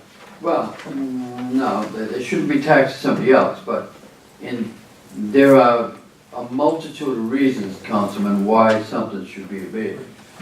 Yeah, but. These are the reasons. So, two of them have been building error, let's say. Yeah, One of them wasn't supposed to be taxed at this year. It could, yes, it could be an error in the fact that they were billed and they shouldn't have been billed, as is on this list. Or it could be the results of an appeal to me, where I made a decision. And I'm bringing that decision, that request for the approval of that decision to you. As in 102 Broad Street. Those are the results of 3 formal appeals that were brought to me. I went out, inspected, and researched the reasons for his appeal. And then I made a decision as to what relief I was comfortable in giving him. And what that amount is what is before you. I would like to, President, to just ask you another question about the second one, from the top to the bottom, restaurant is classified as a fast food. Yeah, that La Suppressa restaurant. In other words, it was the bakery. It was classified. It was misclassified by the revaluation company as a fast food restaurant. They appealed that, and they are justified in appealing that because it is no longer a fast food restaurant. And fast food restaurants have a higher per square foot assessed value than a dine-in restaurant. Okay, that answers my question. Thank you. So that is the reason for the reduction. Excuse me, anyone else? Seeing none, hearing none, roll call vote? Councilman Terry? Yes. Councilman Acosta? Yes. Councilman Figueroa? Yes. Councilman Fonseca? Yes. Councilman Lozay? Yes. Councilman Rivera? Yes. Councilman Solano? Yes. Motion carries, Mr. President. Thank you. Thank you, Council. Thank you, Mr. Badge. Resolution of Central Falls City Council of condolences and congratulations. Several names submitted by Councilman Lozay. And I will read them to you, Mr. President. Thank you. Mr. Chairman, I object. You object to the reading of the condolences? Yeah, they're not listed. I requested that they be listed on the agenda. None of them are listed. I object to them being acted on at this meeting. They are not presently properly before us. Anything that comes before us should be on the agenda. I've been asking that and stating that, and I believe that's part of our rules and regulations, Mr. Chairman. Are you asking for a motion to table your condolences? It's a matter of procedure, Mr. Chairman. We should act properly in the same procedure as we act on everything else. Are you asking for a table of your condolences?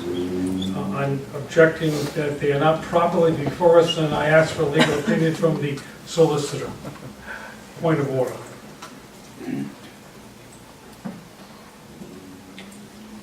From a legal perspective,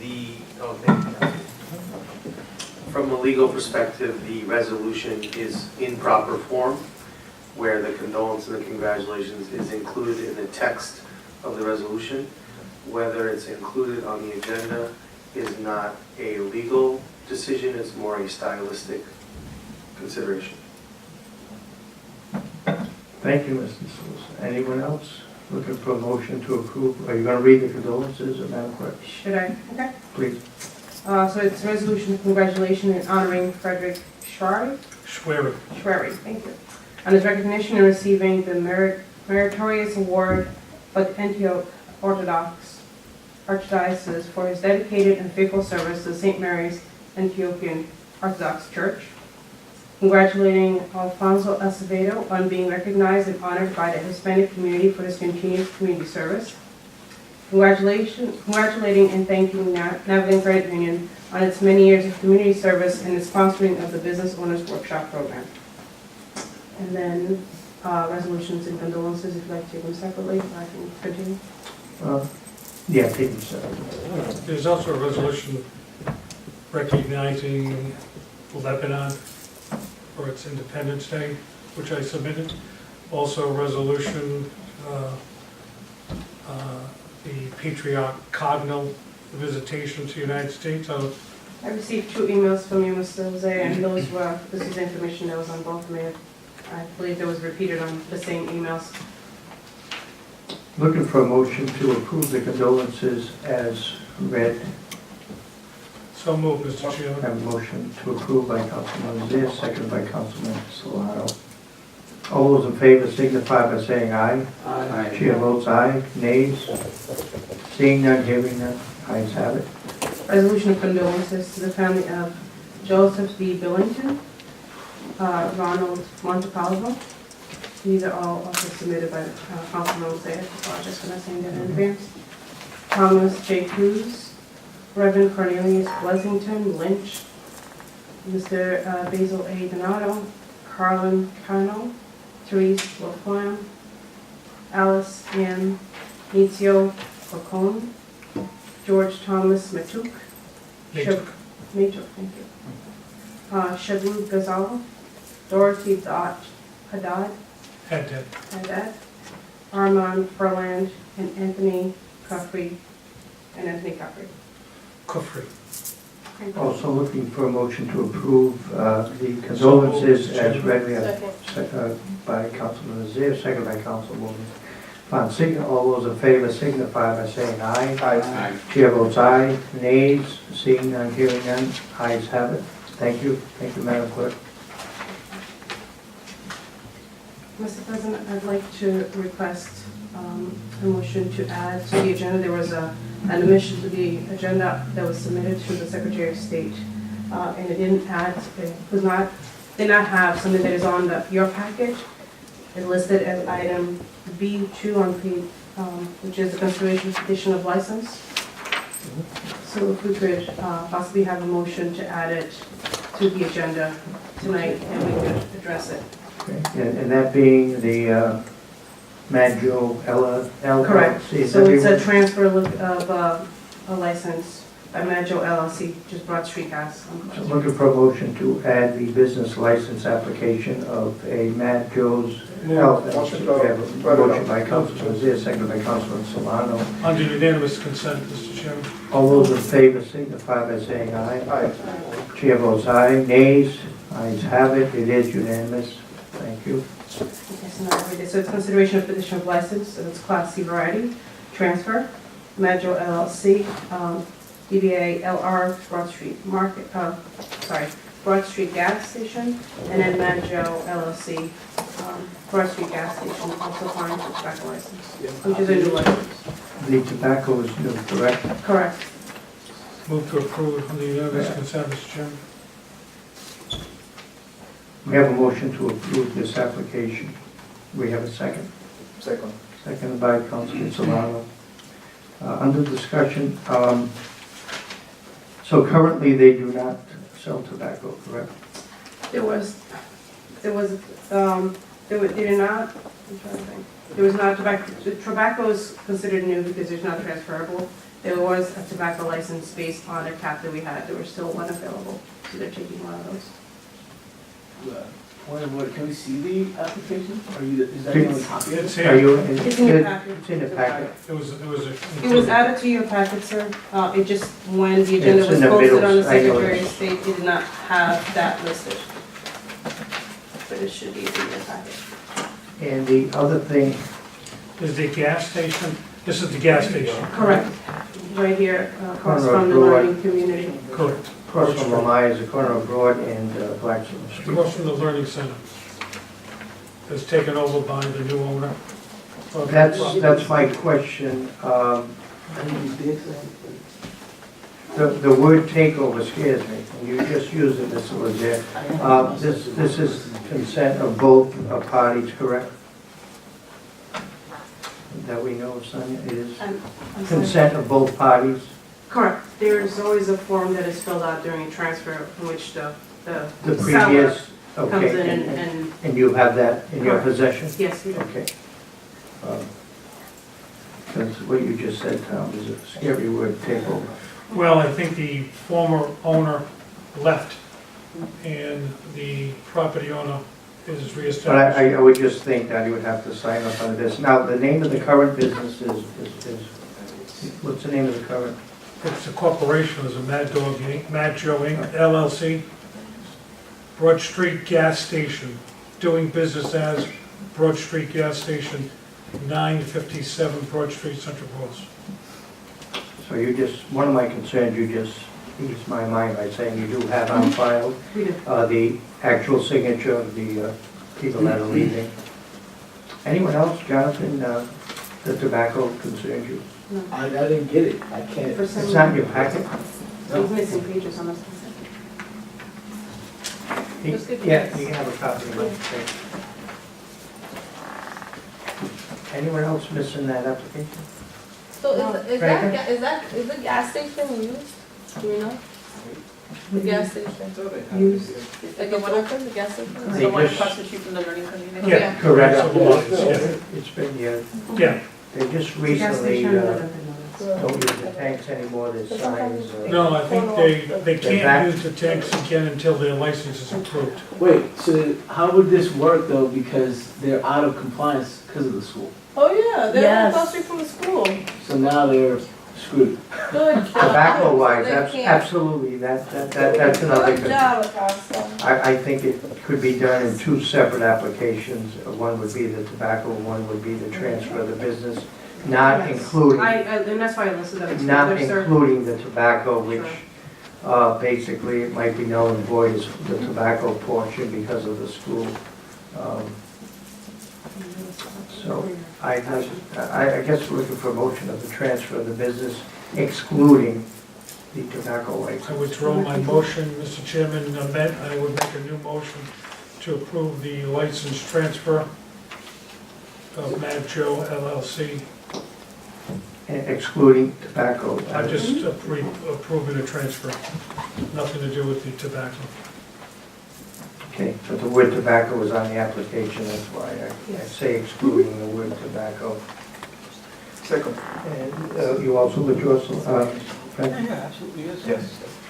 The application has a tobacco license included, which we're trying to exclude.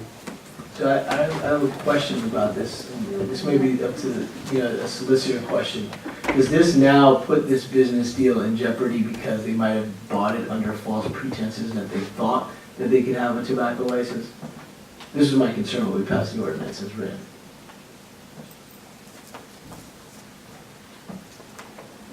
There's a due diligence component to most purchase and sales agreements, which require disclosure of known issues such as this.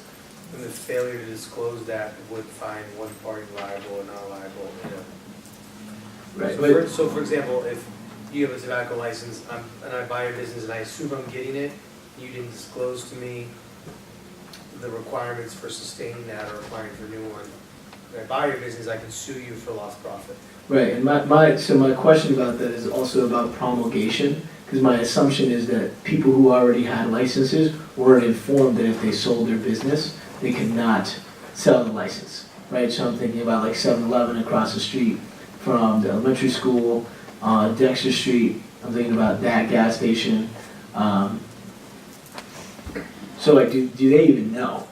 And if they don't, then they wouldn't be found liable in court, but the new business owner would have to maintain their agreement? I'm not sure. Can I give you something? Sure. Matt was looking at me. I'm sorry. Were you looking at something? Can I do something? I was just looking to see what the actual Application? said. The bottom.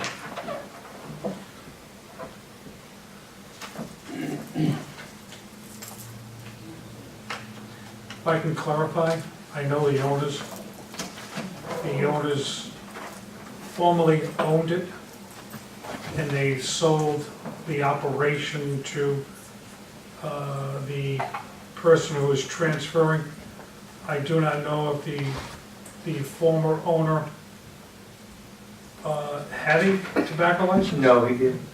This is new, Tom. This is No, a they new. did, because the only reason it's new, Bob, is because you cannot transfer a license. So the people who were running it did have a license. They did have? Right, that's why this is now a legal Yeah. mess. How did they get that before? The tobacco being within the school? We didn't have the ordinance, and we grandfathered everybody in, which is part of the contract. Which is good, so the point is to close them once they leave. Yeah, I mean, do you want to close a business down? Trust me, the convenience stores aren't going anywhere in CF. We get, this one right here in Broad, we get a new owner every 6 months. But that's what you don't want, right? You don't want to turn over a business. Yeah, but it's also how we do our business plan too for the city. We don't even ask them for a business plan or to see. Even the 18 mark, if you're 18 or over, is not even checked off. See, I'm more business friendly. I don't think we should deny them the license to operate. If they want to sell cigarettes, then they have the right to. We already passed this according to. ordinance. I understand that. The ordinance but is the. if they had the grandfather rights, if the ordinance says they cannot transfer, then that's the ordinance, unfortunately. But the owner is taking, the current applicant is taking over the business. It's taking over. Mr. Solicitor? We're waiting on the tobacco is a hang-up here, it's a kind of a.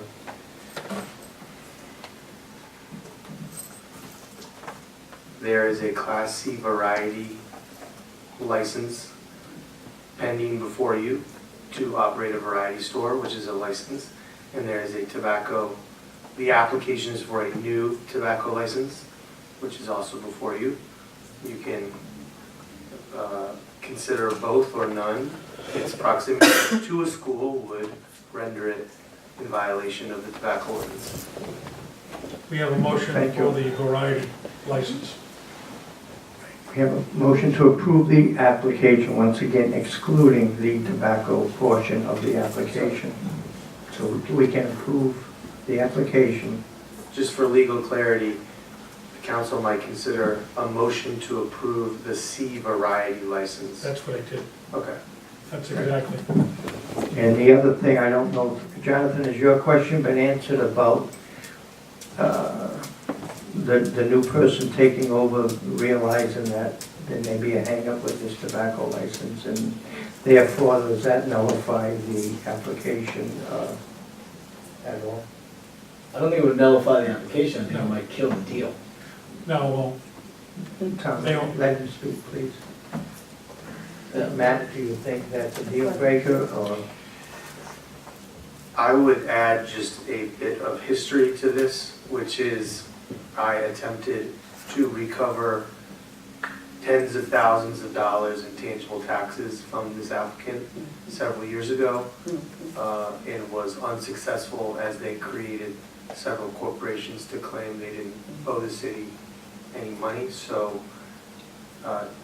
they seem to have plenty of experience in corporate dealings, and I would assume they know what they're doing. So wait, this you. applicant right here? The applicant or the transfer? The proposed licensee Okay. owed the city a lot of money Under a different corporation. And never paid under the back. same, under a version of the same corporation, Matt Joe. There's several of them registered. Oh, okay. And I would like to say also that the new applicant is not so new. They are the owner of this building, and they used to run that business before, so they know what they're doing. That's what Matt basically And then- is saying, yeah. Yeah. I move the question, Mr. Chairman. Wait, Mr. Lozere. Please. Yep. Yes, sir. Oh, yeah, but that is. So, I need my brother. Any further question on the motion? Again, we're dealing with the Class C variety, correct, Mr. Solicitor? Yes. Only, Yes. excluding tobacco. Motion and a second. Roll call vote, Councilman Fair? yes. Councilman Acosta? Yes. Councilman Figueroa? Yes. Councilman Fonseca? Yes. Councilman Lopez? Yes. Councilman Rivera? Yes. Councilman Solano? Yes. Motion carries, Mr. President. And now Thank the you. tobacco license. We'll get your motion. You don't need a motion, Mr. Yeah. Chairman. It's already legal. Yeah. It's a Well, motion. that's- It's a motion.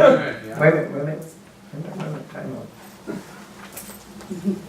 You're saying it's legal because it's grandfathered? No, it's illegal. That's right, I thought you said it's legal. No, no, so. That's why yeah, I we backed vote. up, I was saying, wait a minute, because Yeah. that'd be hypocritical with the school across the street. Do we have a motion to deny?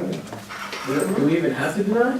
It would be Yes, proper, yes. yes, you need a motion, you can't just say it's illegal. Looking for a motion.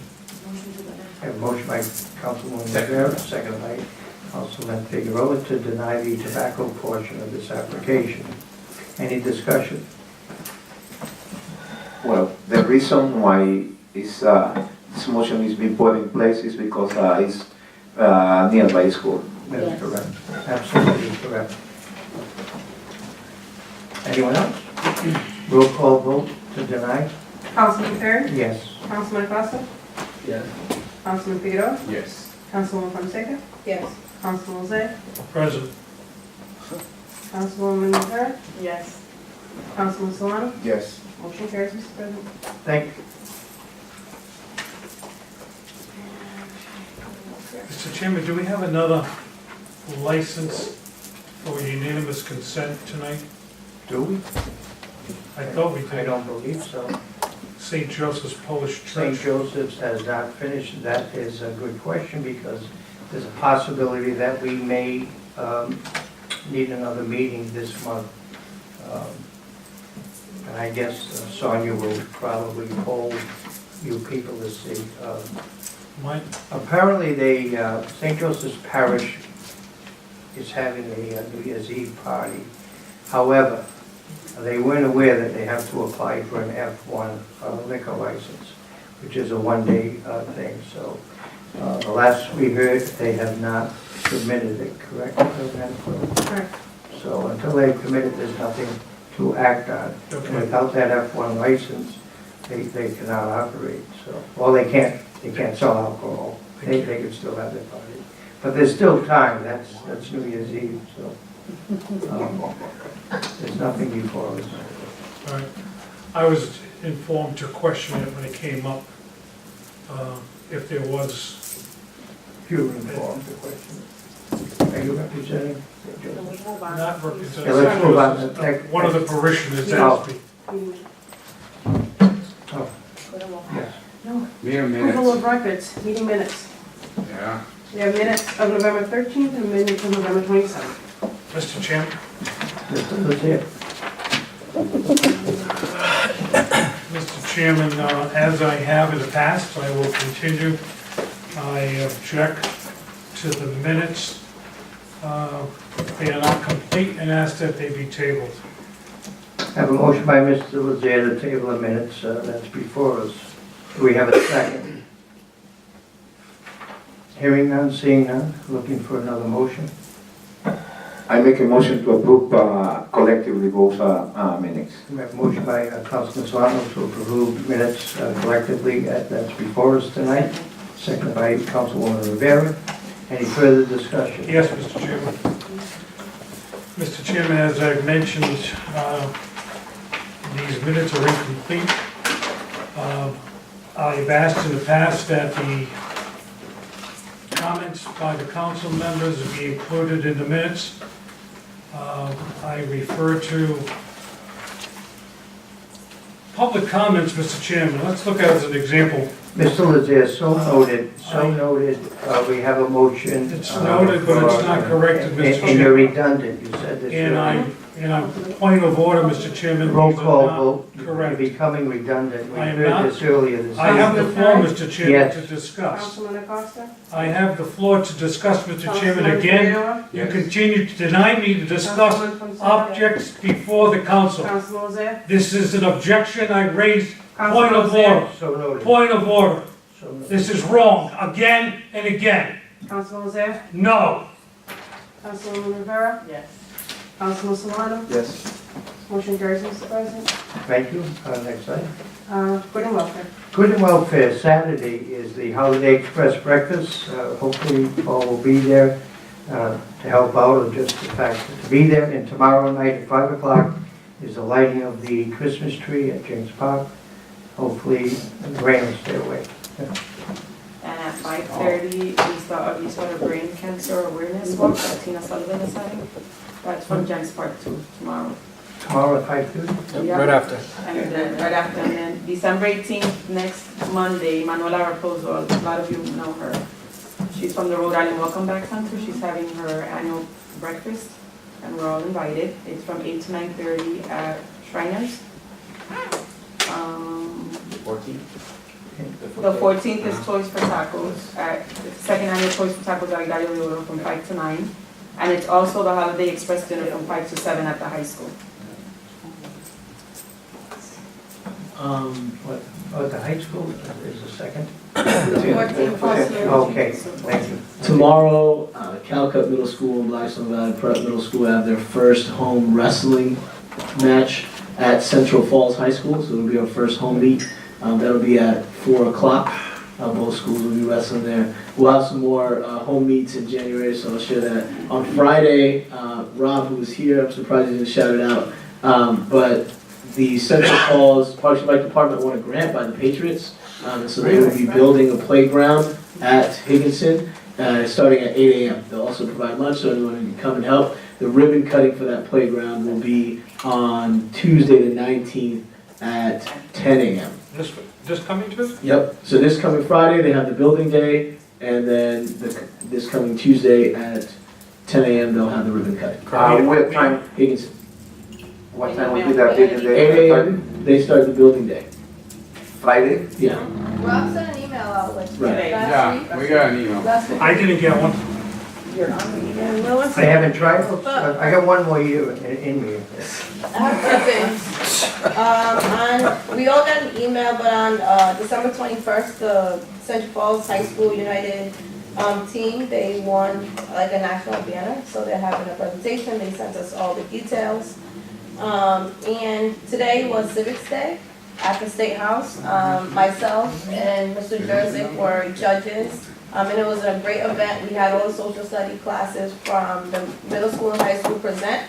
And the high school won the Grassroots Change Award. There were 5 awards. The high school won the Grassroots Change Award for their work on recycling, and they won to ban plastic bags. And the middle school won the Collaboration and Diversity Award for trying to get clean water in the schools. Congratulations. Congratulations. Were there many involved? Adjournment. And Mr. Chairman? Mr. Chairman, under the good and welfare, again, A motion to second. I have a good and welfare. Again, you want to deny me to even talk, Mr. Chairman. Not denying you, I didn't hear you. You didn't fiddling hear with me? your papers. I heard you You after didn't we hear had me. a motion to adjourn this, it was there after. And the I fact. asked, After- Mr. Chairman, After the fact. I again asked for the city solicitor rule on my request. I also asked at the next council meeting, again, information that I requested be placed on the agenda, and that the agenda properly reflects items requested, Mr. Chairman. Thank you very much. Have a nice holiday if I don't see you. They may have to adjourn at 9:30.